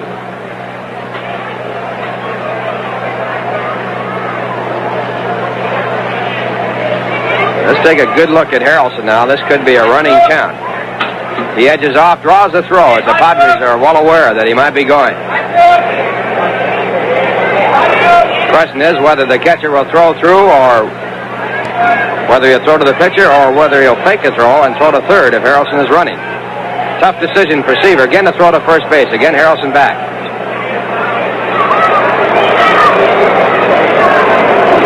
Runner at third has to be sure the ball goes through by the pitcher before he can make his break home on a double steal. If it comes off. Harrelson a good-sized lead. He does not go, and the pitch is low, and it's 2 balls and 2 strikes. One of the most interesting things about baseball is the anticipation of the different plays that can be put on. The opposition, of course, knows the situations. They have to guard against them and have to set up defensively to guard against it. These are the plays they work on in spring training and constantly. 2 balls, 2 strikes. Harrelson is running. The pitch is hit out to left field. A fly ball to left. Aaron Lee, with the glasses down, is under the ball, and he makes the catch, and that retires the side. So we'll never know what would have been done on the attempted double steal as Garrett hits the ball to left for the final out of the inning. No runs, no hits, no errors, 2 walks, and 2 men left. And the score at the end of 4, the Mets 2, the Padres, nothing. Bicycles, bicycles, bicycles. That's what you'll find at Globe Supply. Not only do they have a large selection of Raleigh and Columbia bikes on display, but they will maintain a large stock throughout the summer. This means savings for you on 3 and 10-speed men's and ladies' bikes now at Globe Supply. They also have a good supply of accessories and parts, tubes, tires, seats, lights, generator sets, and many, many more. All at Globe Supply, 449 Broadway, Saratoga Springs. Generations of reliable personal service to Saratoga County homeowners provides the best reason for calling Ernst Brothers for that aluminum siding job you've been contemplating. Ernst Brothers still gives you dependable service backed by factory-guaranteed materials. And where else will you find the head of the business himself, George Ernst, still available to give you a free estimate on any siding work? Ernst Brothers has given you 3 generations of service, and that's just the beginning. Ernst Brothers, 584-1859.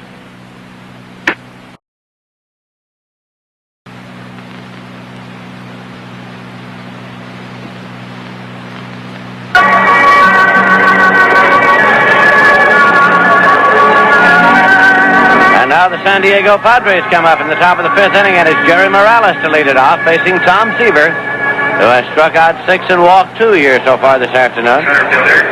Bob Skinner is the acting manager for the San Diego Padres in the absence of Don Zimmer, who was ejected from the game by plate umpire Lee Wire after he came out to protest a half swing by Jim Fregosi.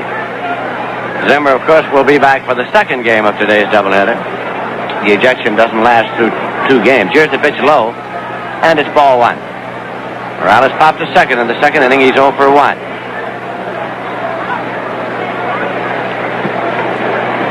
Seaver with a 1-0 delivery.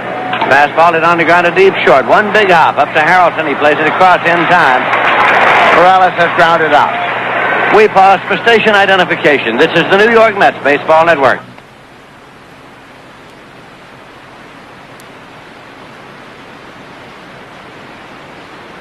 Morales has grounded out. We pause for station identification. This is the New York Mets Baseball Network. Home of the New York Mets, WKAJ, in Saratoga Springs, 102.3 on your FM dial.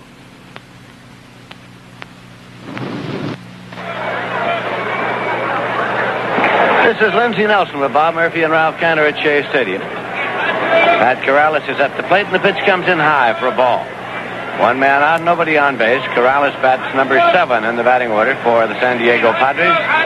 He's a right-hand batter. Seaver's pitch, slider in there for a called strike. It's 1-1. Enzo Hernandez, the shortstop, is on deck. Sunny afternoon at Shea Stadium for a 4th of July doubleheader. Here's the 1-1 offering. Fastball hit in the air toward second base. Garrett's on the outfield grass, retreating, and he makes the catch. 2 men are out. That'll bring him Enzo Hernandez. He's been up 1 time, and he struck out.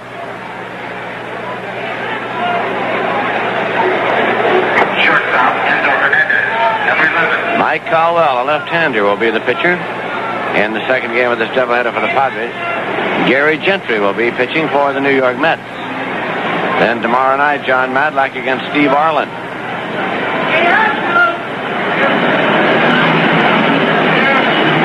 Here's a pitch, swung on and fouled off. It's strike 1.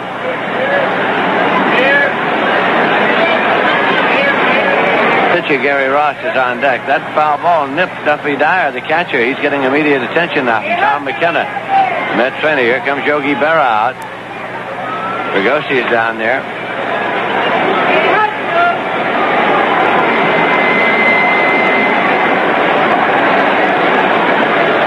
Duffy Dyer nicked by the foul ball.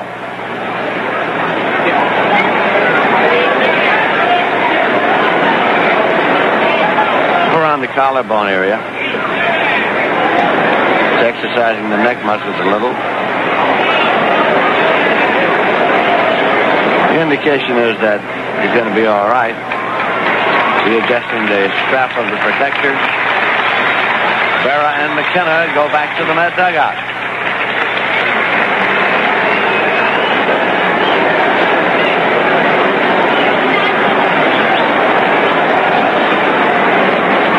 The Padres are batting here in the top of the 5th inning with 2 men out and nobody on base. The Mets are leading by a score of 2-0.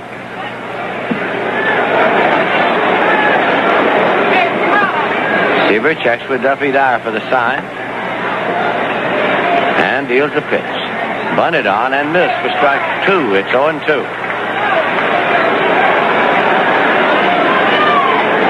Take it. Wind is rippling the flag out toward right field. Here's Seaver's 2-strike offering. Fastball foul back. It's out of play. 0-2. action continues down the Padre bullpen with the number 8 man in the order at the plate here now with a 2-strike count. Seaver deals, and it's high. For a ball, it's 1-2.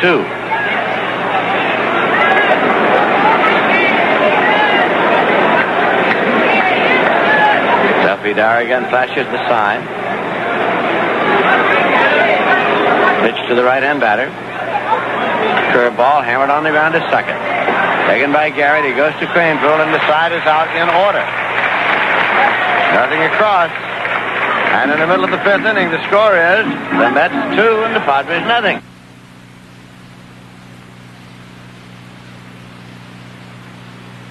Take it from Pee Wee, on a baseball, the cover has to be tough. It's the same way with the cover on your house. Snow, ice, rain, sun, all add up to a solid beating your house takes every year. The best cover for it that I know is DeVoe Acrylic One Coat. It does all the things you want a house paint to do. Protect, go on easy, look great. DeVoe Acrylic One Coat, the modern house paint from the oldest paint company in America. Rainbow colors sure to please are from DeVoe and Stanley's. Sports fans, if it's happening in sports, you can bet you'll find it in the Saratoga, in the Tri-County News, or Sunday. You'll find the most total package of weekend sports, including all the late West Coast games in the Sunday edition. If you don't believe it, take a look at this week's Sunday edition. At the Saratogian Sports Department, they say, compare us to anybody. Make sure you're up to date on sports. Call the Customer Service Department in Saratoga, 584-4242, in Glens Falls, 793-7111, or 793-7177. Be a sport. Read the Saratoga, the Tri-County News, or the Sunday edition. John Milner's up to lead off now for the New York Mets. Hitting in the cleanup spot today, the Mets are batting here in the bottom of the 5th inning. Gary Ross working in relief of starter Clay Kirby, and this pitch is in for a called strike. Milner drew a walk in the 3rd inning. He grounded out in the 1st inning. Cincinnati Reds got 5 runs in the bottom of the 2nd inning to go ahead of the Cardinals 5-0 through 2 innings. Slow curveball, and it missed the strike zone. It's 1-1. Fregosi on deck.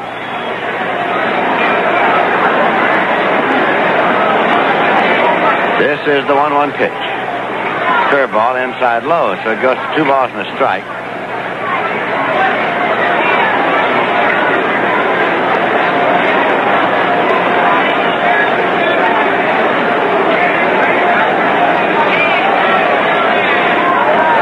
Gary Ross takes the sign. Deals 2-1, high and tight. 3 balls and a strike to John Milner. Ross is a deliberate worker on the mound.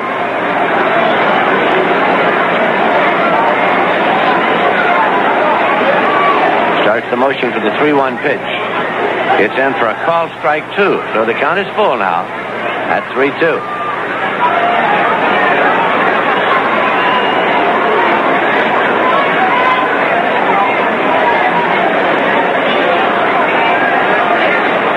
This will be a payoff pitch, and it's on the way. In the air down the left field line. If it's fair, it'll be extra bases. It is a foul ball.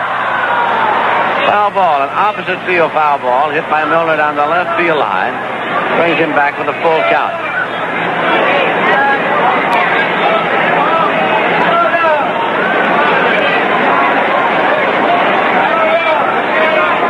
Milner moved back into the batter's box.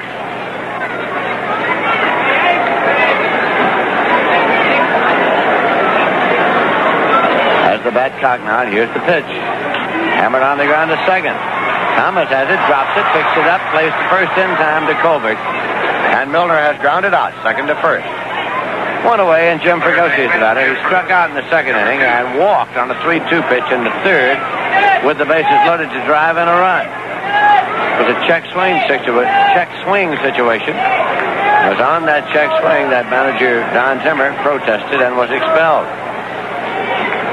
Plate umpire has a tough call on the half swing.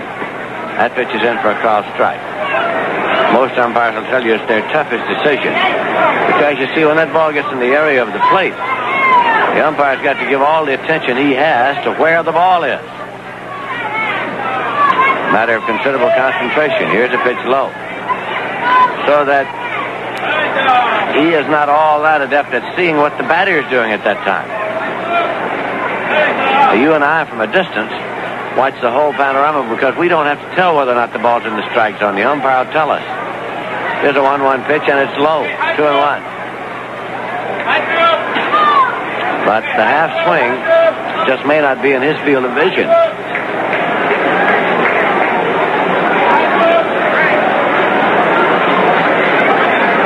Here's a 2-1 delivery.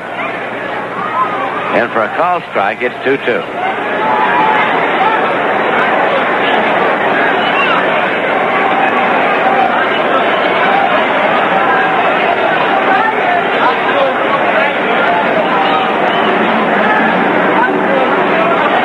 Has the sign now. Rocks on the rubber, delivers 2-2, and it is inside. The count is full at 3-2 to Fregosi.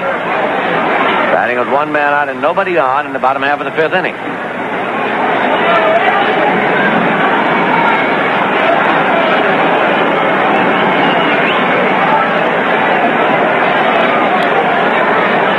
Here's the payoff pitch. Fouled off. Clicked right off the handle of the bat as he was checking back on it, so the count holds full at 3-2. The Mets have had only 3 hits in this ball game, but 4 walks in the third inning provided them with 2 runs. They had only 1 base hit in that inning, a leadoff single by Harrelson. And Garrett, Milner, Fregosi, and Cranepool walked. Payoff pitch. Inside, it's a walk to Fregosi. Third walk given up by Ross. Added to the 4 by Kirby, gives them at 7 bases on ball. Cranepool is up. He has walked and flied to center, playing first base today. Dave Marshall was in the lineup originally posted by manager Yogi Berra today. He was batting third and playing right field, but then reported an upset stomach and was scratched from the lineup. It is entirely possible that Tommy Agee will be in the Met lineup in the second game against the Padre left-hander. That pitch is low for a ball. Obert is the first baseman holding against runner Jim Fregosi.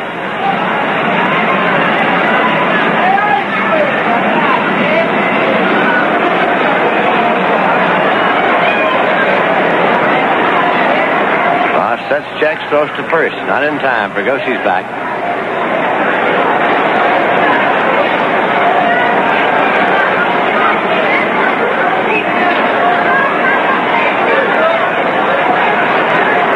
Lashing the bat around a little there as he waits.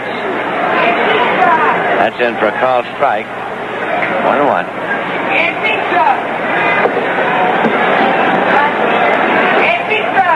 Well, Severinsen up and throwing again in the bullpen for the San Diego Padres.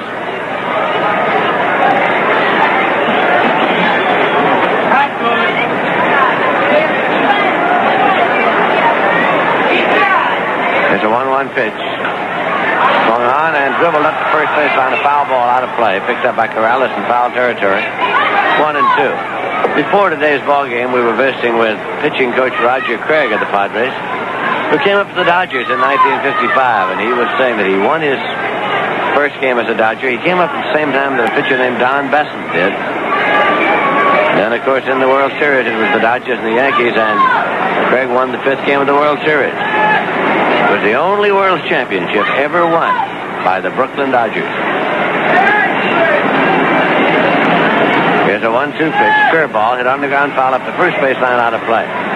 Craig then on to Los Angeles with the Dodgers and was in the expansion draft, actually conducted in October of 1961 for the 62 season. And Craig was the New York Mets' 3rd choice in the expansion draft. He was the first pitcher that they chose. There's a 1-2 delivery. Swung on and fouled off. Mets' first choice was a catcher, Hobie Landry. Their second choice was an infielder named Elio Chacon. Their third choice was Roger Craig.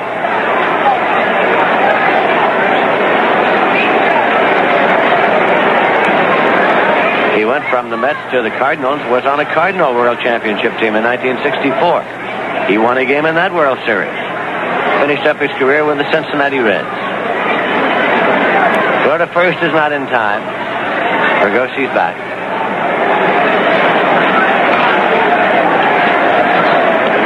Roger Craig managed at Albuquerque in the Dodger system for one season.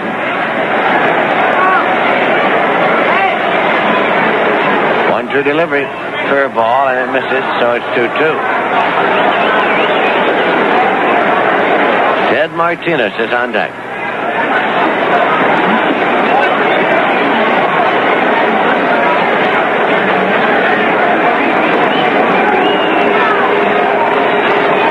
A lot of pitches thrown in this baseball game here today.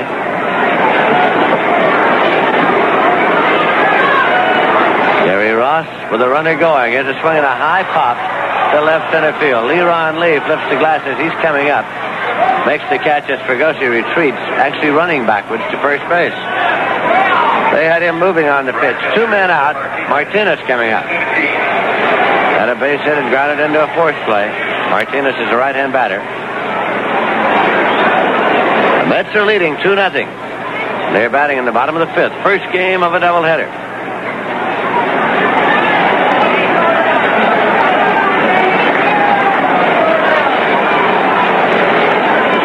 Cardinals got a run the top of the third. Going to the bottom of the third, Cincinnati 5, the Cardinals 1.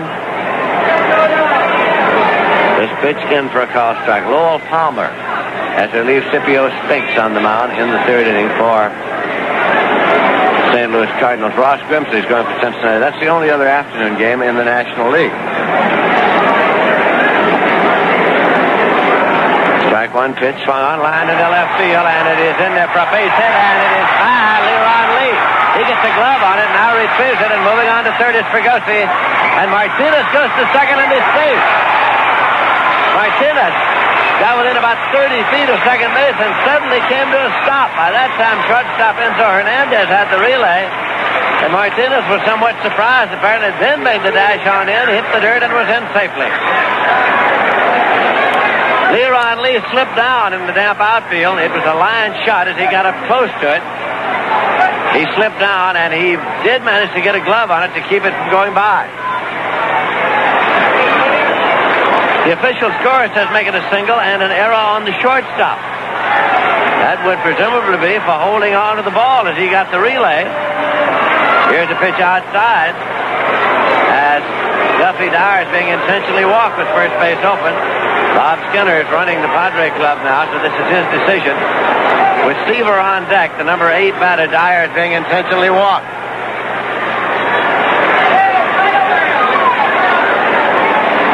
It'll be the fourth walk issued by Ross. First one of them intentionally. There's ball 4, so Duffy Dyer goes to first, and the Mets have loaded up the bases. 2 men are out, and Tom Seaver is at the plate. He struck out and walked. The Mets are leading 2-0, making a bid for more here in the bottom of the fifth inning.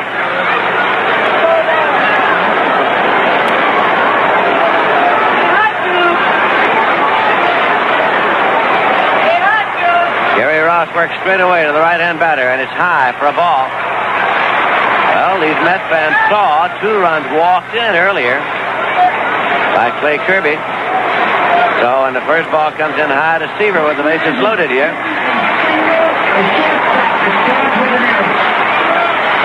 There's a swing and a ground ball to short, taken by Hernandez. He goes to Thomas for the fourth on Dyer, and the side is retired. Ball was hit hard by Seaver, almost directly at the shortstop, so it is no runs, a hit, an error, and 3 left.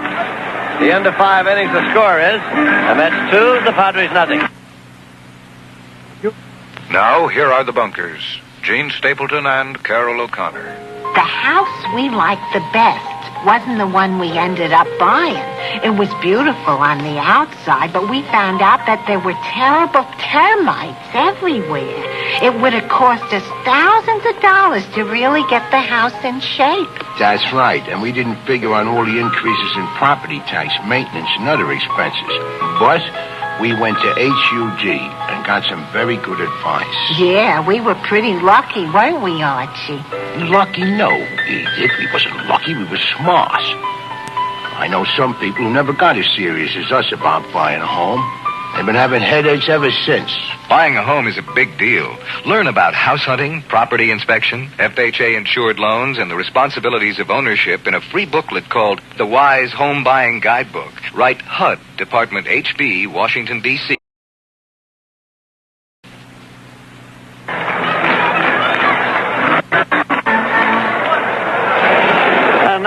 the Padres coming up here. It's the number 9 man in the order schedule, so they're going to send John Jeter up as a pinch hitter. John Jeter will bat for Gary Ross with Bill Greif now up and throwing in the bullpen. Greif's throwing in the bullpen. Jeter is at the plate. Seaver is facing the Padres here in the top of the 6th inning. Gary Ross went 2 1/3, allowed no runs, 1 hit, struck out none, and walked 4, one of them intentionally. Jeter is a right-hand batter. Here is Seaver's pitch. Foul back and out of play for strike 1. Jeter is hitting .231. He has 5 homers and 12 runs batted in. Came to the Padres late last year from the Pittsburgh Pirates in the Bob Miller deal.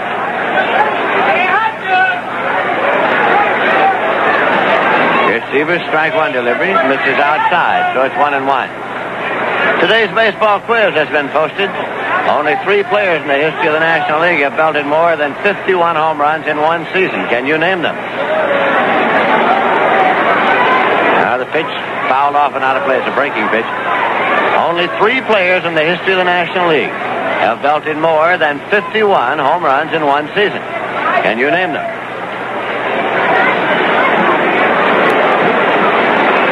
Here's the 1-2 pitch. In for a call strike. It's 2-2.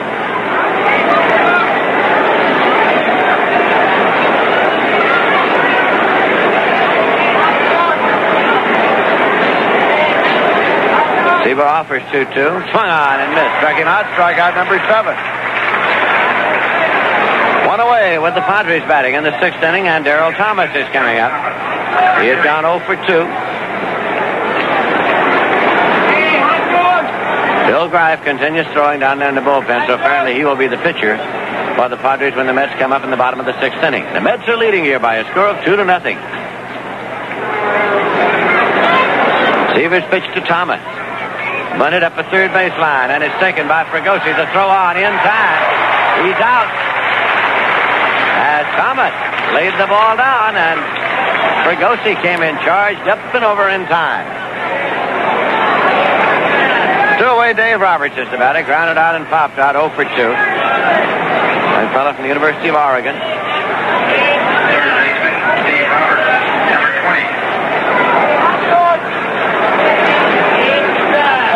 The answer to the quiz is posted on the message board in the bottom half of the inning.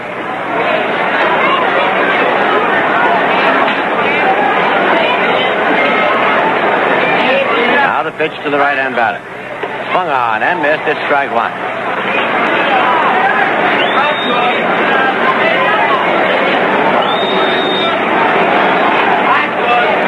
Seaver offers. Fastball foul back. It's strike 2.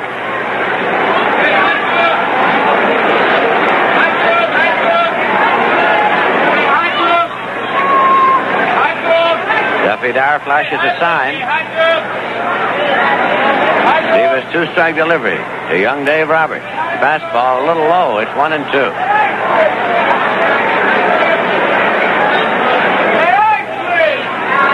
Two men out with nobody on base. And the 1-2 pitch. Fastball swung on and missed. Struck him out. 8 strikeouts. Nothing across. In the middle of the 6th inning, the score is the Mets 2 and the Padres nothing. Mr. James Stewart for the American Red Cross. On the early frontier, distances were great, winters were long, and you could count on your neighbors to help you. Today, things are different, and when you need help, where is the neighbor you can really count on? Who pitches in when there's a catastrophe? Who gets the word to a young serviceman that his daughter has just been born? Who makes sure there's blood when it's needed? Who teaches blind kids to swim? Who does all those things that most other folks never seem to have time for? Well, there's one neighbor close by, your Red Cross volunteer. Now, maybe you haven't got a lot of hours to give to the American Red Cross every month, but think, where do you fit in, neighbor?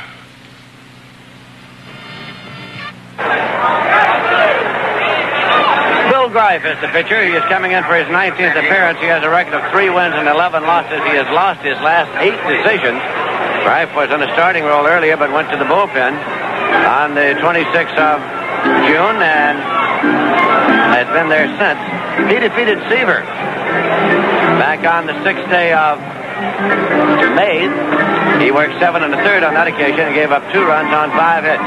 Greif came to San Diego from Houston in the deal that sent Dave Roberts, the pitching Dave Roberts, from San Diego to Houston.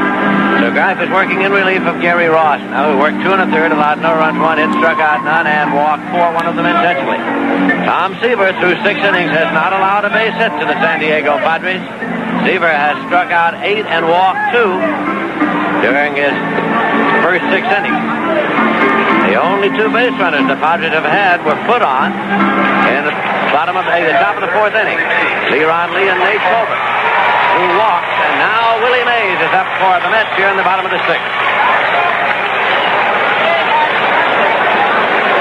Mays is 0 for 2 and a walk so far today.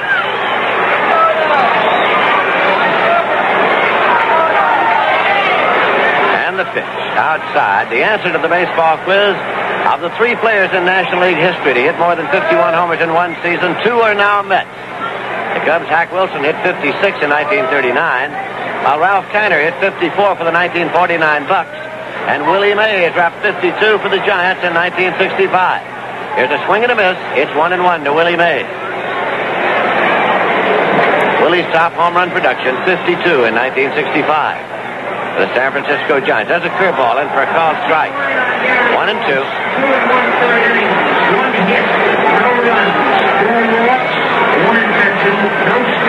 Ralph Kiner twice hit more than 50. He hit 54 one year and 51 one year.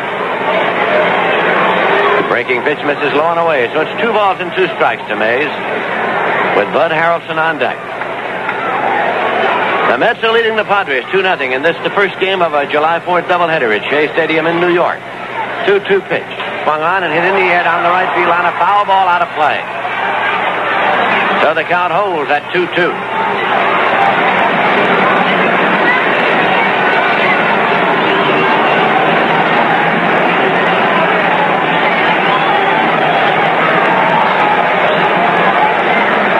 Greif has the sign. Here's the 2-2 delivery. Swung on, fouled out to the right side, out of play, and the count continues. 2 balls and 2 strikes.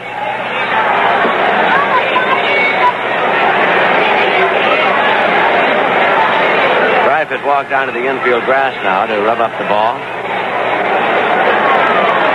Goes back up onto the mound. Here's 2-2 to Willie Mays. Curveball and slammed into left for a base hit. He hung Edlund up there.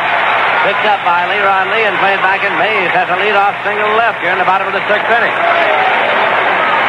That brings up Harrelson, who is 1 for 3. Harrelson's batting average for the season stands at .207.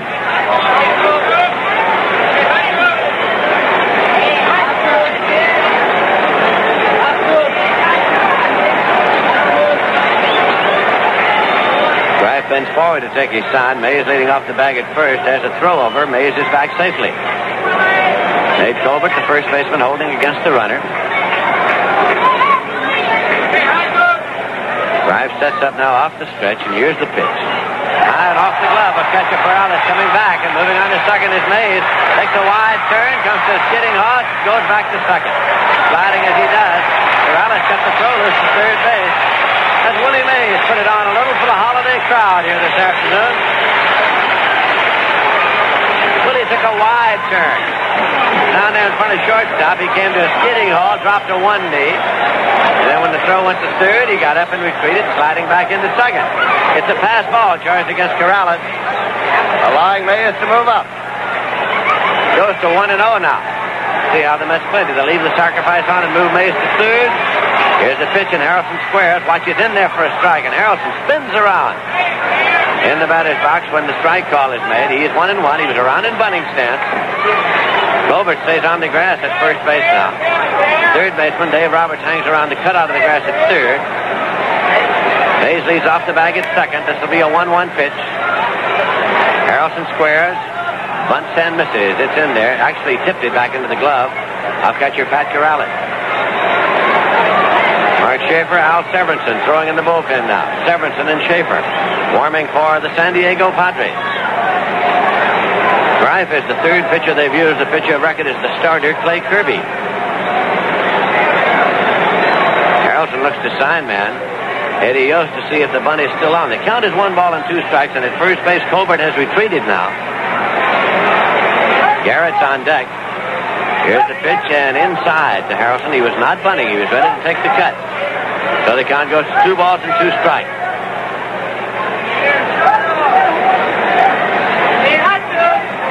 Greif bends forward again, looking for the sign. Willie Mays leads off the bag at second base. Here is the 2-2 pitch on the way. Curveball hit in the air to deep right field. Down toward the corner. Gaston over. One hands the ball. Mays tags at second. Starts over to third. He's going to try to make it. And Mays is out at third base. Willie Mays is out at third base on the throw from Gaston all the way across to Roberts. So it is a double play. As Harrelson hit the ball deep to the right field corner. Clarence Gaston went across, made a one-hand stab. Mays tagged at second, moved to third, but Gaston's strong throw all the way to Roberts. A 9-5 put-out as Mays went in the cloud of dust, and umpire Ken Burkhardt called him out. 2 away, nobody on, and Wayne Garrett coming up.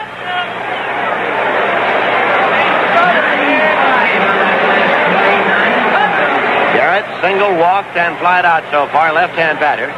Pitches a fastball riding high and tight. It's ball 1.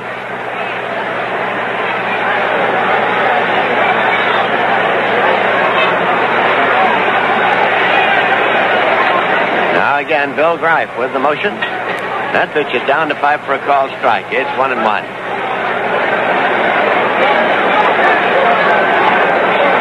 The Mets 2 and the Padres nothing in the bottom half of the 6th inning. First of 2 scheduled here today between these two teams. Here's a 1-1 pitch. Swung on and popped up foul to the right side. Colbert is in foul territory waiting, and Nate Colbert puts it away, and the side is retired. No runs, a hit, no errors, and none left. The end of 6 innings, the score is the Mets 2 and the Padres nothing. Know what the ladder of success is? It's the ladder a house painter climbs when he's using DeVoe Acrylic One Coat house paint. With DeVoe Acrylic One Coat, you can count on a successful job every time, both in good looks and in sound protection for your home.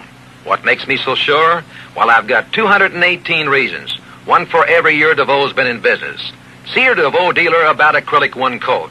Tell him Pee Wee Reese sent you. Rainbow color sure to please us from DeVoe and Celanese. Globe Supply, downtown Saratoga, is the place to go for all your gift needs, as well as hundreds of other items. Be sure to see the selection of GE appliances, including radios, toasters, irons, blenders, mixers, and beauty care items. Globe also carries Corningware, electric clocks, and tape recorders. For your weekend picnic or vacation needs, shop Globe Supply, where you'll find barbecue grills, thermos bottles and jugs, styrofoam ice chests, and many other items. Globe Supply is open daily from 8:30 a.m. to 6 p.m. Friday night until 9 p.m. San Diego will have the heart of the batting order coming up in the 7th. We pause for station identification. This is the New York Mets Baseball Network. This is your New York Mets baseball station, WKAJ, Saratoga Springs, New York, 102.3 on your FM.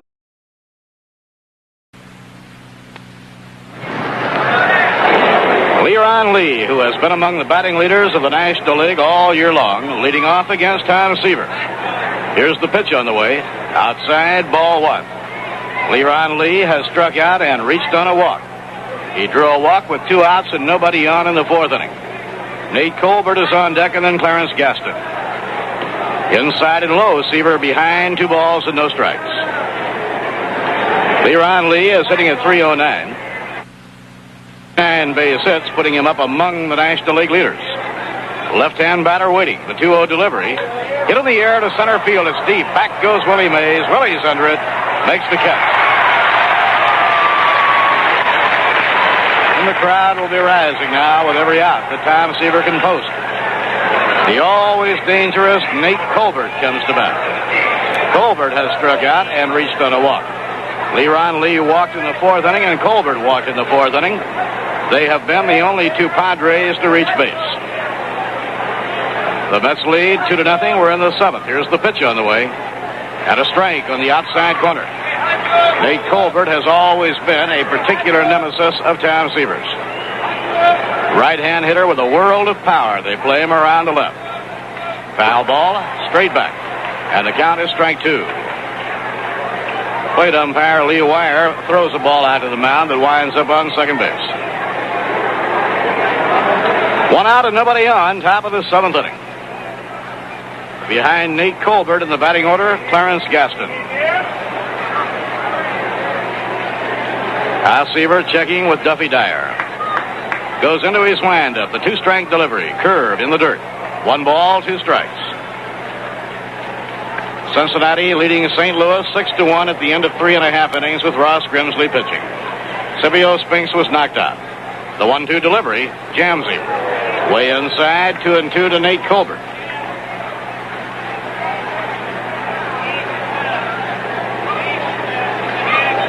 Tom Seaver with a count of 2-2 on Nate Colbert. Now swings over the head. Around comes the arm. Foul back upstairs. No play. Cleveland leading Texas 2-0 at the end of 5.5. They lead on a 2-run homer by John Lowenstein. Now Dyer setting up the target. Here's the pitch. And he held his swing just in time on a fastball high. The count is full, 3-2 on Nate Colbert. Minnesota and Boston, no score after 3.5. Seaver into his windup, the payoff pitch. Struck him out. Number 9 for Tom Seaver. On a curve on 3-2, he gets Nate Colbert.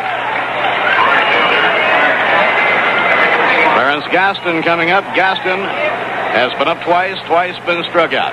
Once he was caught looking, and in the 4th inning, he went down swinging. Seaver was in double figures in strikeouts in his last start when he beat the Phillies 3-2. He struck out 10. And a foul ball back toward the crowd, no play. The Lions scored. New York 2 runs, 5 hits, no errors. San Diego, no runs, no hits, and 1 error. We're in the 7th. The infield and the outfield straight away. Swing and a miss. A 2-strike count on Clarence Gaston, the right fielder. The on-deck hitter is Jerry Morales, the center fielder. Now Seaver working rapidly, starts his windup. Here's the pitch on the way, foul ball. Right straight back up against the screen. The count stays strike 2. Return throw gets away. Big crowd on a beautiful day here at Shea. It's the 4th of July, and we have a twin bill. The first game is in the 7th inning. The drama is really starting to build. The 2-strike delivery. Outside, 1 ball and 2 strikes.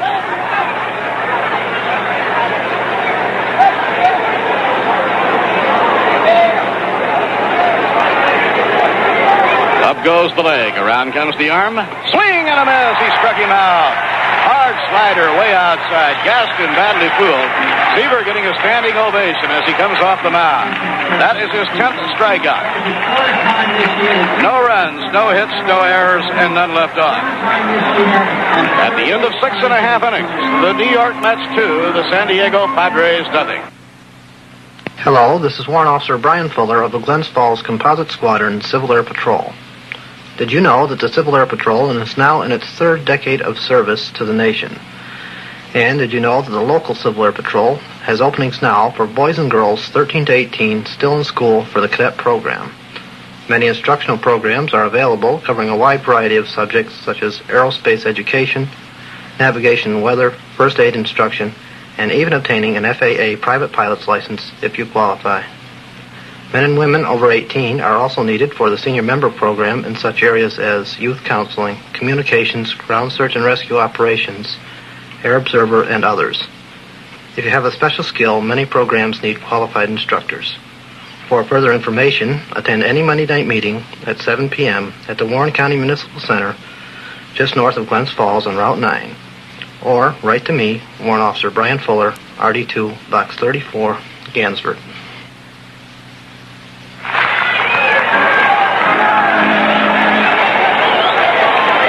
And the big crowd settling back now after the 7th inning stretch. John Milner hits against Bill Greif in the last half of the seventh. The Mets lead the Padres 2-0. Tom Seaver has not given up a base hit. The windup by Greif and the pitch to Milner is high. 1 ball and no strikes. Jim Fregosi on deck, then Ed Kranepool. Seaver just went through the heart of the San Diego batting order. The 1-0 delivery, towering pop-up on the left side of the infield. Enzo Hernandez, about 5 feet into the outfield, is under it and has it. 1 away, last of the seventh inning. If Tom Seaver can retire the next 6 straight, he will not have to contend with the heart of that batting order again. Jim Fregosi is 0 for 1. He drew a walk in the third inning with the bases loaded to force home the first New York run. Bill Greif delivers, fouled back up on the screen, strike 1. In the second game here today, Gary Gentry will pitch against Mike Caldwell. Gary has always pitched very well against San Diego. He has never lost to them.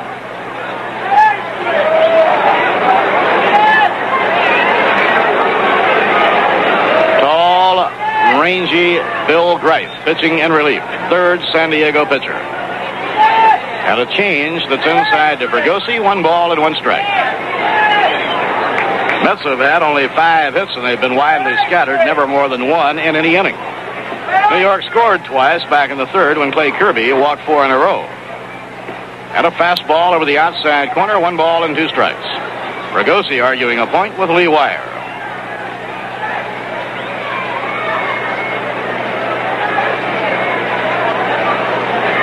All 5 of the New York base hits have been singles. Pitching 1 and 2. Foul ball back, no play. Count stays 1 and 2. The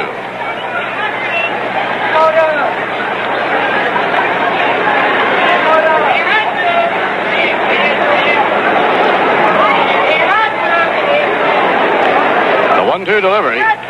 Reached for and a high fly into shallow right. Second baseman Darrell Thomas backing into the outfield makes the catch. Fregosi retired on a high pop. 2 outs and nobody on. Kranepool coming up. Eddie has flied to center, drawn a walk, flied to left, nothing for 2. Kranepool drew a walk with the bases loaded, forcing on the second New York run back in the third.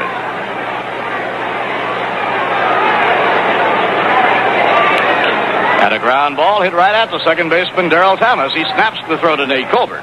The Mets go quickly in the 7th inning.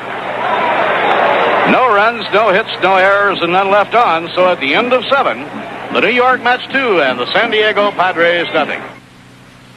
Are you sure you have the right checking account? Well, look to us. Yes, look to us at the Adirondack Trust Company, 473 Broadway in Saratoga Springs for all your banking needs. We're a full-service bank. Look to us for checking accounts. At Adirondack Trust, we have a wide range of checking accounts that can help you in your financial life by paying bills and keeping records straight. Come in and let us help you choose the right checking account for you, depending on the number of checks you write each month. As a full-service bank, the Adirondack Trust Company has a complete range of services that helps you do all your banking in one convenient place. So look to us for help with the checking accounts, with savings, and with loans. Remember, helping is our business. Helping people, helping business, helping our community. That's our business. And a reminder to look for the grand opening of our new office, the West Church office of the Adirondack Trust Company. Come in and look us over. It's all modern and it's all new. And we're looking forward to seeing you at our grand opening soon. That's the West Church office of the...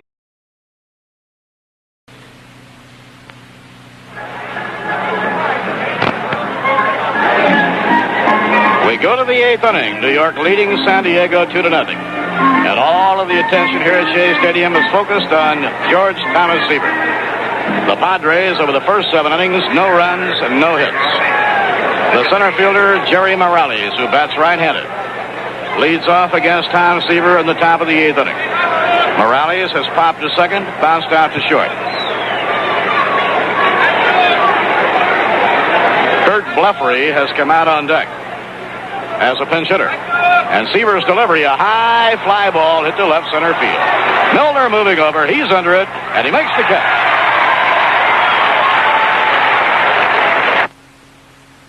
Tom Seaver, at the start of this ball game, retired 11 in a row. He then walked Lee and Colbert, but retired Gaston. He has now again retired 11 in a row. The pinch hitter is Kurt Bleffery. Big left-hand batter. He is hitting for Pat Corrales. Bleffery, a left-hand hitter, waiting. The windup by Seaver, the pitch. Call strike on the inside corner. Tom Seaver has walked 2, struck out 10 men. The infield and the outfield is around to right. Here's the pitch on the way. Swing and a miss. The count is strike 2. Larry Stahl, a left-hand hitter, an ex-Met, has come out on deck, and he is going to bat for Enzo Hernandez. The 2-strike delivery. He struck him out.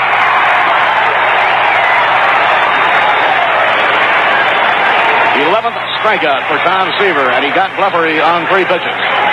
Now the ex-Met Larry Stahl, a left-hand batter, hitting at 236, is going to hit for Enzo Hernandez.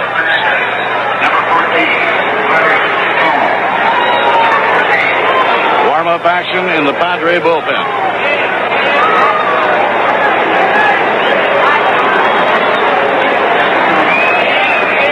Freddie Norman is listing up. Gary Justat comes out on deck to bat for the pitcher, Bill Graff, if Larry Stahl gets on. 2 outs and nobody on, top of the 8th inning. Seaver has cut down 12 straight. Here's the windup now by Tom Seaver. He double pumps. In comes the pitch. Swing and a miss.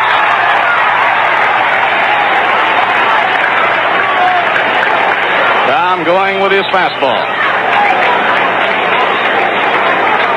Seaver over the head, around comes the arm, and he holds on the swing. It is high outside. 1 ball, 1 strike to Larry Stahl. Seaver retired 11 straight, then he walked 2. He now has retired 12 in a row. The 1-1 delivery. Swing and a miss.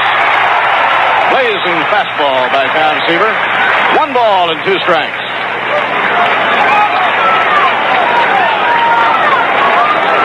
Larry Stahl, the pinch hitter, out of the batter's box for a moment, now resets himself. Seaver working very rapidly. Here's the pitch.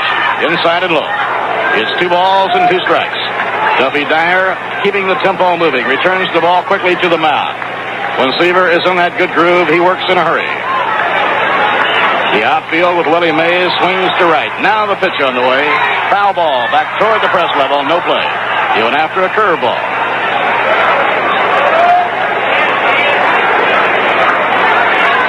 Morales flied to Milner, leading off here on the 8th.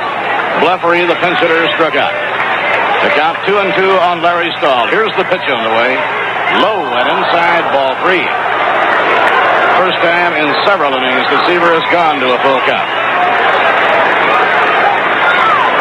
Full count on Larry Stahl. 3 balls and 2 strikes. Seaver starts his windup. Here's the pitch. Ball 4. It missed inside and low. And Larry Stahl goes down to first base. We'll have another San Diego pinch hitter. It will be Gary Justat. J-E-S-T-A-D-T. Batting at 250.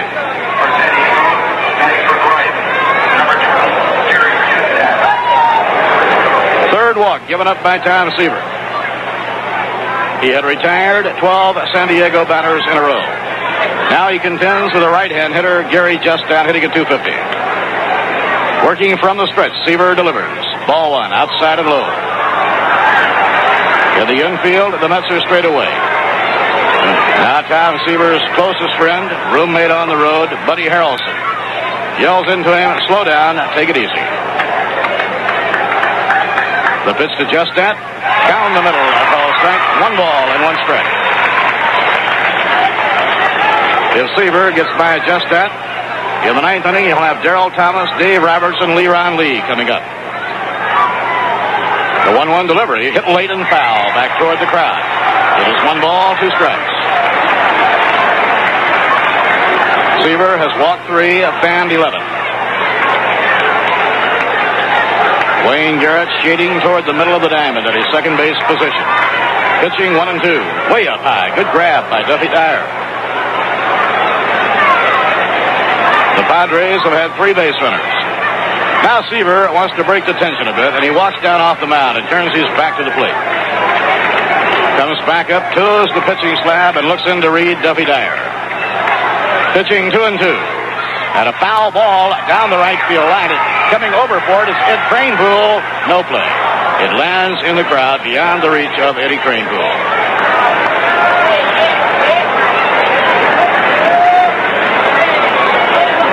2 men away, everybody running on the foul ball. Larry Stahl goes back to first base. He walked on 3 and 2.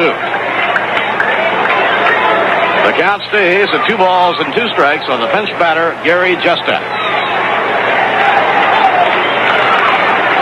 He is the 4th pinch hitter used by the Padres. Now the pitch. Fouled off. He just barely got a piece of it. It went against the chest protector of Duffy Dyer and ricocheted away. And Seaver down off the mound to make sure Duffy is all right.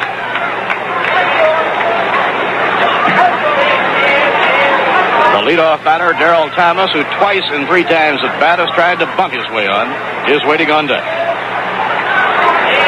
Now the stretch by Seaver. The 2-2 delivery. Fouled back upstairs. No play, and the duel goes on. Gary Justat battling Tom Seaver.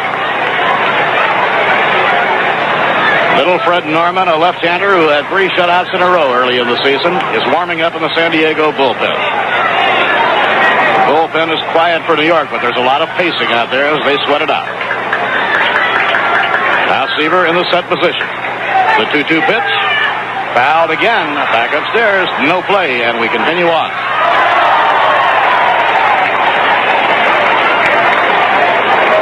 In their 10-and-a-half-year history, the New York Mets have never had a no-hitter.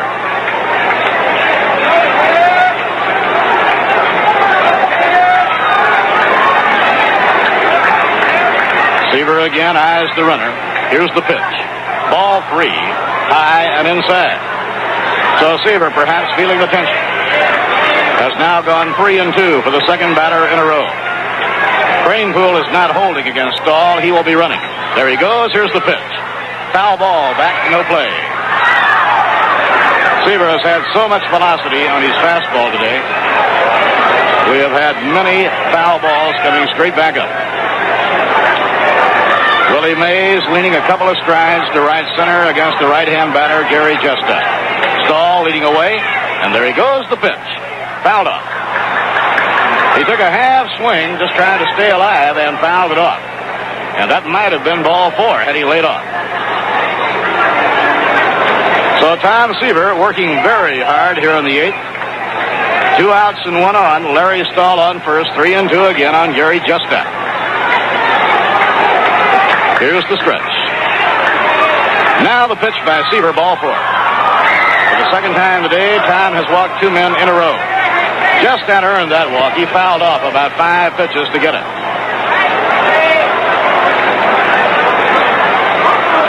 Darrell Thomas is coming up. He is the leadoff batter.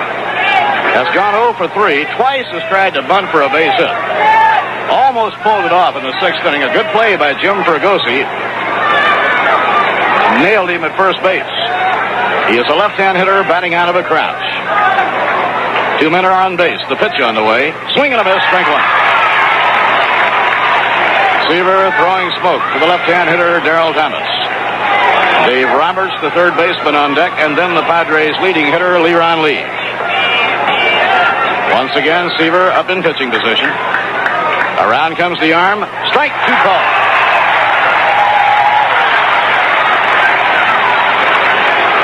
That's 2, Padres nothing.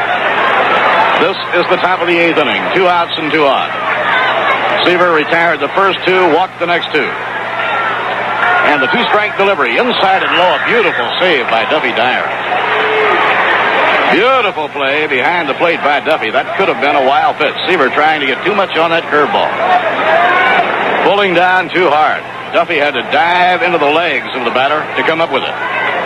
It's 1 and 2 on Darrell Thomas, batting at .245. Thomas sprays the ball around, chokes up on the handle of the bat. And the pitch. Well hit drive to right field. Hurrying back. Martinez. He's got it. And the side is out. Line drive to right. Probably the best ball hit in the game. Martinez went back to take it. They're standing again, clapping for Tom Seaver as he heads for the dugout. He has not given up a base hit over the first 8 innings. No runs, no hits, no errors. 2 left on. At the end of 7.5 innings. The New York Mets 2 and the San Diego Padres nothing.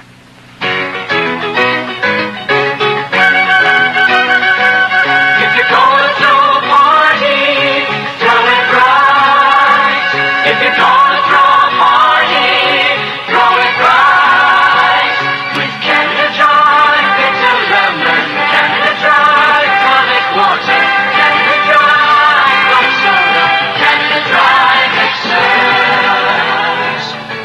Next time you have some people over, serve them the kind of mixers you'd want them to serve you. Canada Dry. If you're gonna throw a party, throw it right. If you're gonna throw a party, throw it right. Canada Dry is a lemon. Canada Dry tonic water. Canada Dry plus soda. Canada Dry mixers. If you're gonna throw a party, throw it right. Batting in the position, number 3, Kurt Leffrey. Number 3. Now pitching, batting in the 8th position, number 35. Freddie Norman will be coming in to take over the pitching. Bill Greif in relief. Batting in the 9th position, Pitched 2 innings, allowed no runs and 1 hit. number 12. Moving from second base to shortstop, number 30. He walked none and struck out none. Number 30. Kurt Bleffery will take over behind the plate. Freddie Norman, who has won 5 and lost 6, comes into the ball game. Well, in the 9th inning, Tom Seaver will be pitching to Dave Roberts, Leron Lee, and Nate Colbert. He'll have to do it the hard way.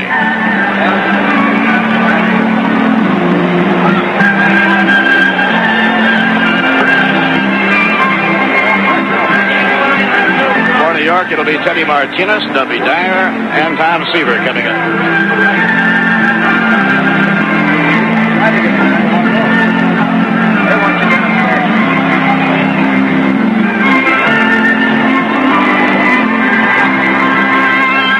We'll be going to the last of the 8th inning now as the Mets come up to hit against little Freddie Norman to give you all the changes made by San Diego. Here's Ralph. Okay, Bob Murphy, we've got something going here. If you got anybody that you'd like to see that final inning or hear it, you better stay with us and call them up. We're going to the bottom of the 8th, and the Mets leading 2-0. Seaver working on a no-hit, no-run game, and the first batter for the Mets is Ted Martinez as Fred Norman starts off. A bunt down the third base side. Ball picked up, but not in time at first base. As the throw gets away and now rolls into the tarp area, Martinez goes down to second base on the play. A perfect bunt down the third base side. Dave Roberts picked it up to the ball by the first baseman, Nate Colbert, and the ball went in the drum that holds the tarp, and Martinez down to second on the air. So the Mets have a runner at second base with no one out, and the batter coming up is Duffy Dyer. For San Diego, the second baseman, Jerry Justad, has taken over there. Moving to shortstop is Darrell Thomas, replacing Enzo Hernandez. The new catcher in the ball game is Kurt Bleffery. Martinez now 3 for 4 in this ball game. And the batter coming up is Duffy Dyer. Fred Norman, the pitcher, and the first pitch to Dyer is high. It's ball 1. Fred Norman in the ball game. There, charged to the third baseman. Roberts on the bad throw. Second error for the Padres. A ground ball hit to the shortstop. Thomas fields the ball, chases Martinez back to second base, gets his throw off the first in time for the out. That'll bring up Tom Seaver. Listen to the ovation.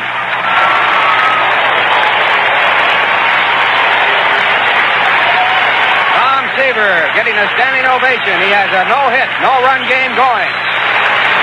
And, of course, the drama will unfold in the top of the 9th inning. He will have to pitch to Dave Roberts, Leron Lee, and Nate Colbert.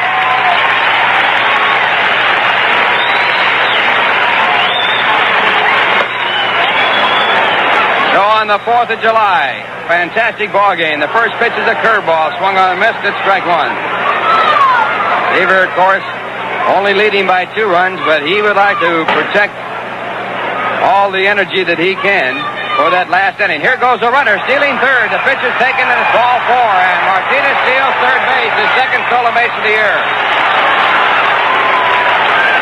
Martinez with a tremendous jump. There was not even a chance for a throw by Bleffery. So now with a runner at third, the infield will have to be brought in. Seaver would, of course, like to have more than 2 runs lead as he goes into that last inning. Mets have picked up 2 runs. They got them back in the third on 2 walks with the bases loaded. Now the infield is in. Here's the pitch to Seaver. And he takes low, and it's 2 balls and 1 strike.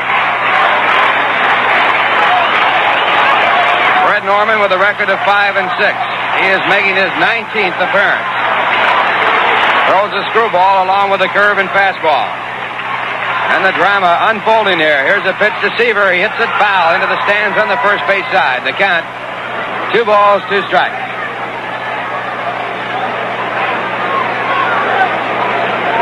Bill Greif going out of the ball game, worked 2 innings.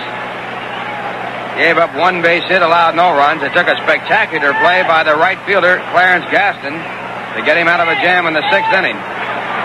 Long throw from right field to catch Willie Mays, who had tagged up going to third.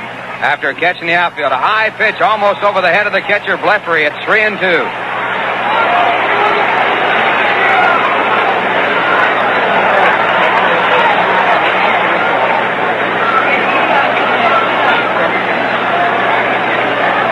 Three balls, 2 strikes. Here's the pitch by Norman. Seaver takes it high, and it's ball 4, and he'll have to go to first base, which will be somewhat energy-consuming. He gets his jacket, walks slowly off to first base, and now with runners at first and third and 1 man out, Willie Mays, the batter. We pause for station identification. This is the New York Mets Baseball Network. New York Mets Baseball is coming to you from WKAJ FM radio in Saratoga Springs, New York.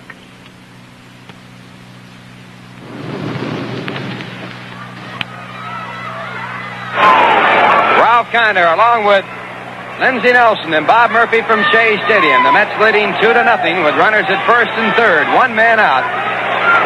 But the drama will be in the top of the 9th as Seaver has a no-hitter going. Here's the first pitch to Mays. It's high, ball 1. Mets have had 6 hits in this ball game, and they have picked up 9 walks.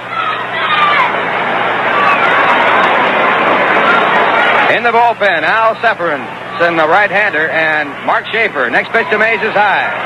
And it's 2 balls and no strikes. Padres are playing their infield back at short, second and third. They are set up looking for a double play. Martinez on at third base. Seaver at first. Next pitch to Mays. Swung on a miss. Fastball. It's 2-1.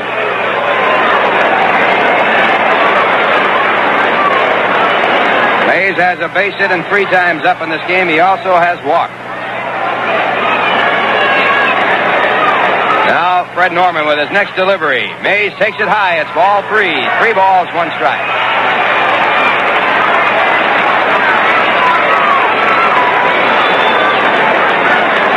Norman unhappy with his last pitch as he gets the ball back from the catcher, slapping at the ball as he makes the catch.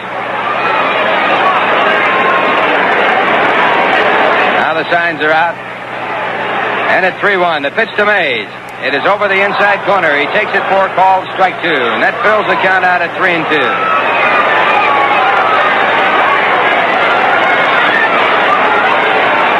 Norman ready. Seaver at first base. He is not running. And here's the pitch. Ball 4. And Mays walks for the second time. The 10th walk in this ball game for the Mets. It loads up the bases and brings up Bud Harrelson.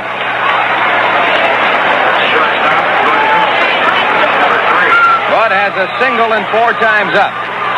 Now Roger Craig is coming out to the mound, and he has made the sign he wants the left-hander in the ball game.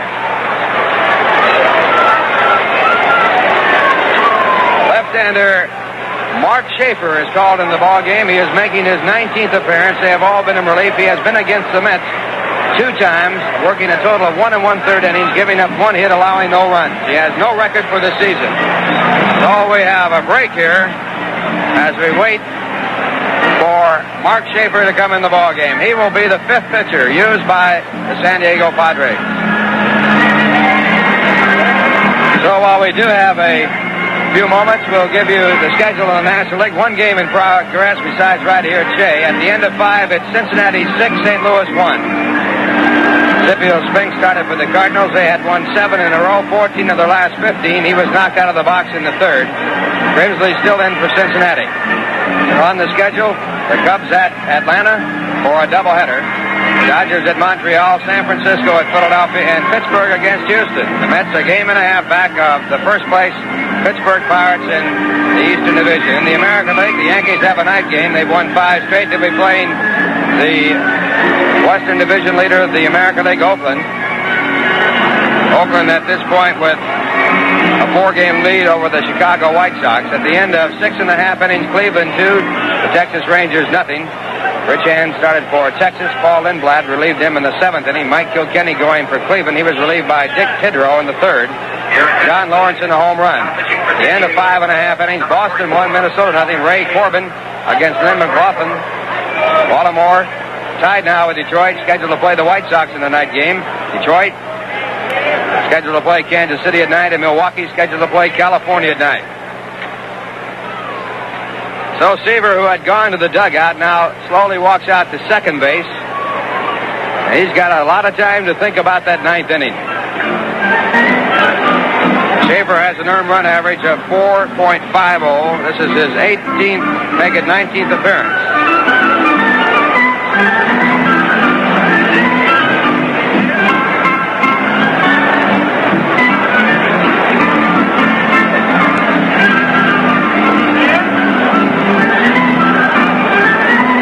Fred Norman going out of the ball game gets credit for 1/3 inning of work, charged with 1 run. He also has walked 2. The bases are loaded with 1 man out at the Mets bat in the bottom of the 8th. Mets leading by a score of 2-0. And the drama here being delayed by the pitching change. Clay Kirby started the ball game, went 2 2/3 innings. He gave up 2 runs. In the 3rd, with 2 men out, Bud Harrelson singled and then walks to Garrett, Milner, Fergosi, and Cranepool. Saw the Mets score the only 2 runs they have in the ball game. Kirby left the ball game after walking in the 2nd run when he walked Cranepool on a 3-2 pitch. And Gary Ross came in. The Mets could not score any further. Infield is in, 1 man away, and time is in. Here's the pitch to Harrelson. He takes a strike for strike 1.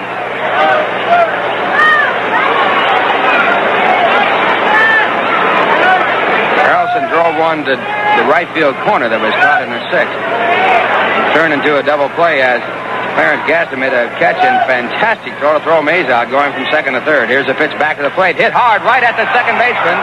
The runners back to their bags, so no play there. And Jerry Justad taking that line shot from Harrelson for the 2nd out of the inning. That'll bring up Wayne Garrett. Wayne has a base hit and 3 times up.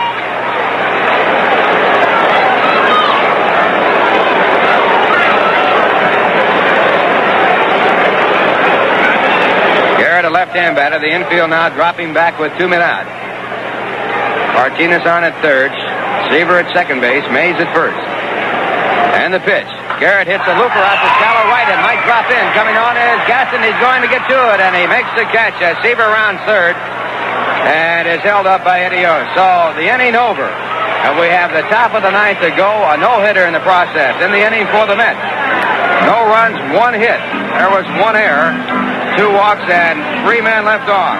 And the score at the end of 8 innings of play, the Mets 2, the San Diego Padres nothing. Mr. James Stewart for the American Red Cross. On the early frontier, distances were great, winters were long, and you could count on your neighbors to help you. Today things are different, and when you need help, where is the neighbor you can really count on? Who pitches in when there's a catastrophe?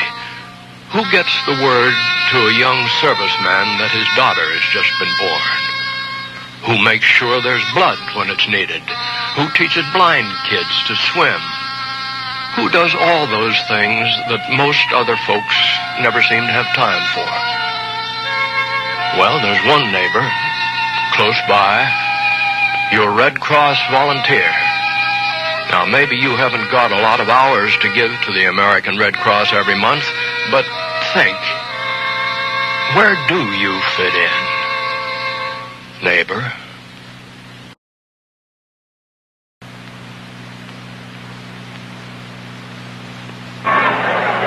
It's the top of the 9th inning, and Tom Seaver working on a no-hit, no-run game. In the 8th inning, he had to work hard. He got the first batter, Jerry Morales, on a fly ball to left on 1 pitch. He struck out Leffery, a pinch hitter, on 3 pitches, but then he walked Larry Stahl on a 3-2 pitch and Jerry Justad on a 3-2 pitch, but he got Darrell Thomas on a fly ball to right.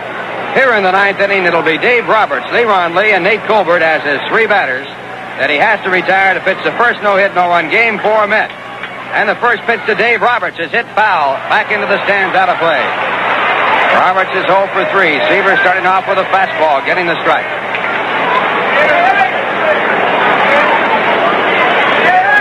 Seaver so far in the ball game has struck out 11. He has walked 4. The pitch back to the plate, a fastball over the outside corner, a called strike 2.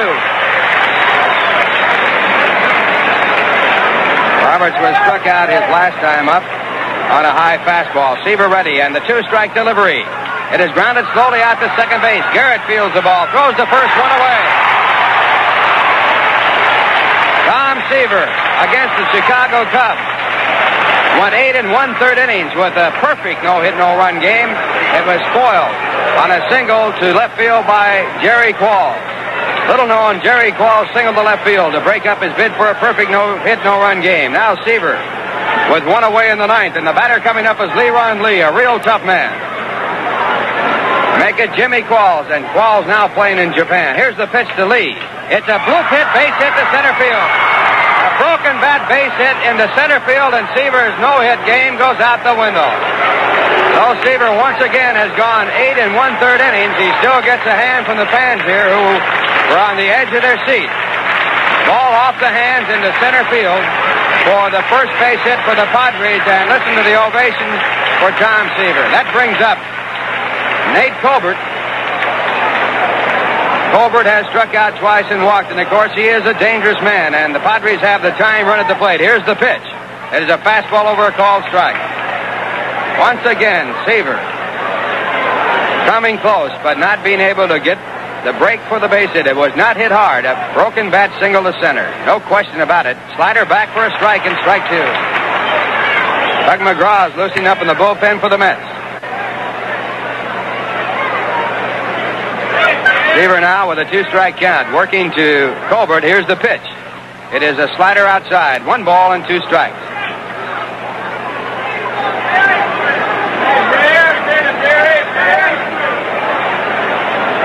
Seaver sets up, and his next delivery. Slider in the dirt, stopped by the catcher Duffy Dyer. Good play by him, and Leron Lee holds it first.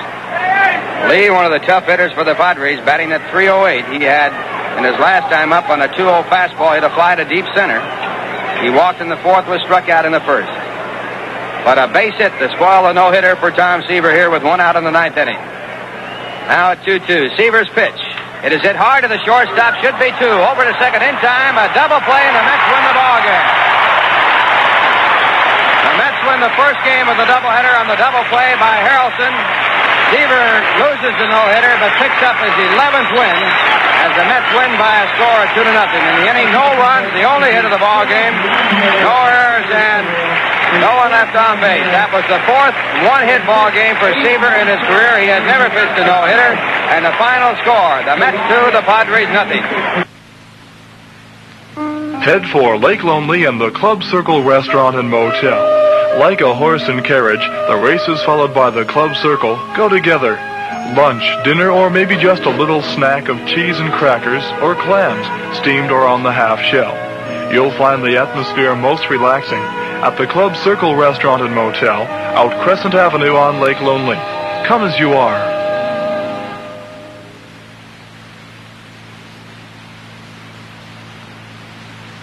I'm Jack Lemmon, here to talk about emergencies and about Medic Alert.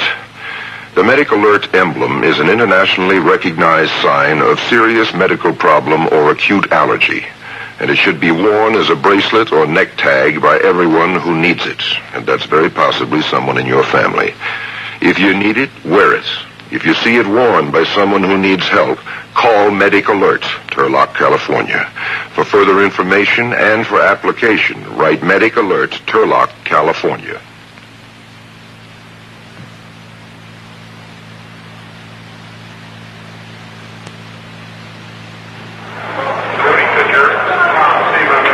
Well, a great ball game pitched by Tom Seaver. He lost the no-hitter as he did back on July 9th.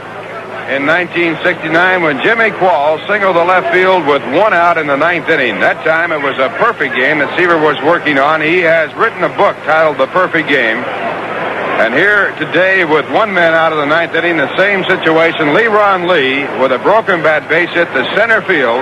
broke up his no-hit, no-run game. Seaver got a double play off the dangerous Nate Colbert to pick up the double play that ended the ball game and gave him his fourth one-hit ball game in his major league career. It has to be a heartbreaking experience for Tom Seaver, but at the same time, the Mets win the ball game, pick up a half game on the Pittsburgh Pirates, and Seaver coming up with his 11th victory. He's lost 4 this year in one of the great games that he has pitched in his major league career.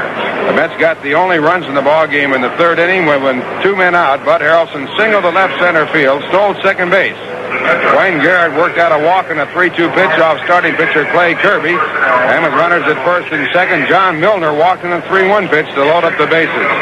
Jim Fregosi, with the count of 3 balls and 2 strikes, took a half swing, but held up in time. The home plate umpire, Lee Wire, called it ball 4. The Mets had their first run of the ball game.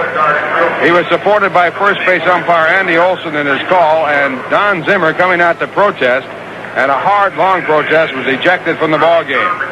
After that, the bases still loaded. A run in. Ed Kranepool walked in a 3-2 pitch to give the Mets their second run of the ball game. Mets could not score after that. They left 13 men on base, but the 2 runs enough for Seaver to pick up a shutout and a 2-0 victory. Winning pitcher Seaver now with a record of 11 wins and 4 losses. The losing pitcher was Clay Kirby. His record stands at 5-8. And the Mets winning the first game of the doubleheader. They have moved to 1 game back of the Pittsburgh Pirates, who play tonight against Houston in the Astrodome. The line score of the ball game will be given to you in just a moment, but right now, here's a word from Ryan.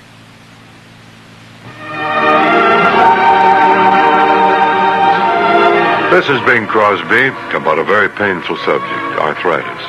How often have you heard a health message that you felt was meant for the next person? Well, what I have to say might be meant for you. Arthritis is the nation's #1 crippling disease. It respects neither age, nor sex, nor race, nor occupation. It can strike at any one of us at any time. And when you get it, unless you do something about it, the right something, arthritis can cripple as well. Well, that's why the people at the Arthritis Foundation are doing something about it. The research supported by the foundation has produced new methods of treatment to help alleviate pain and suffering. But their real goal is to find the cause and a cure someday. They need your help. Who knows, you might even be helping yourself. So support your local Arthritis Foundation chapter and arthritis research by sending your contribution now to Arthritis 1972, Beverly Hills, California 90210. And thank you very much.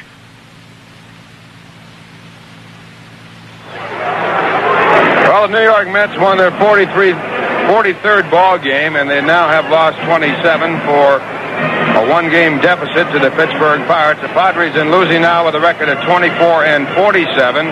In the second ball game, the Mets will try to win their 3rd doubleheader. They have won 2. They have lost 1, and they have not split any so far this year. It'll be Gary Gentry in that second ball game. His record stands at 3-6. And Mike Caldwell will be going for the Padres. He has a record of 2-4. In that first ball game, a 1-hitter pitched by Tom Seaver, and the base hit coming with 1 man out in the top of the 9th inning. It was hit by Leron Lee, a looper off a broken bat into center field, and the only base hit of the ball game. We'll be back with more about the ball game in just a moment. This is George Burns introducing the Navy 3-year guarantee. It's for guys 17 or 18 years old who'd like a choice in deciding what kind of work they do and where they do it. Here's how the Navy 3-year guarantee works. You can come in the Navy for 3 years and they'll guarantee you at least 2 things. The first, your choice of either the East Coast or the West Coast as a place to work out of.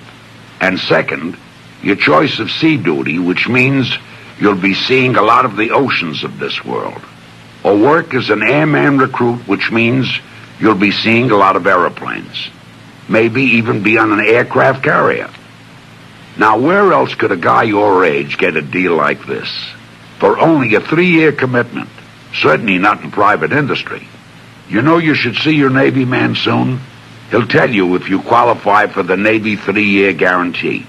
You see, today's Navy helps you be what you want to be right now.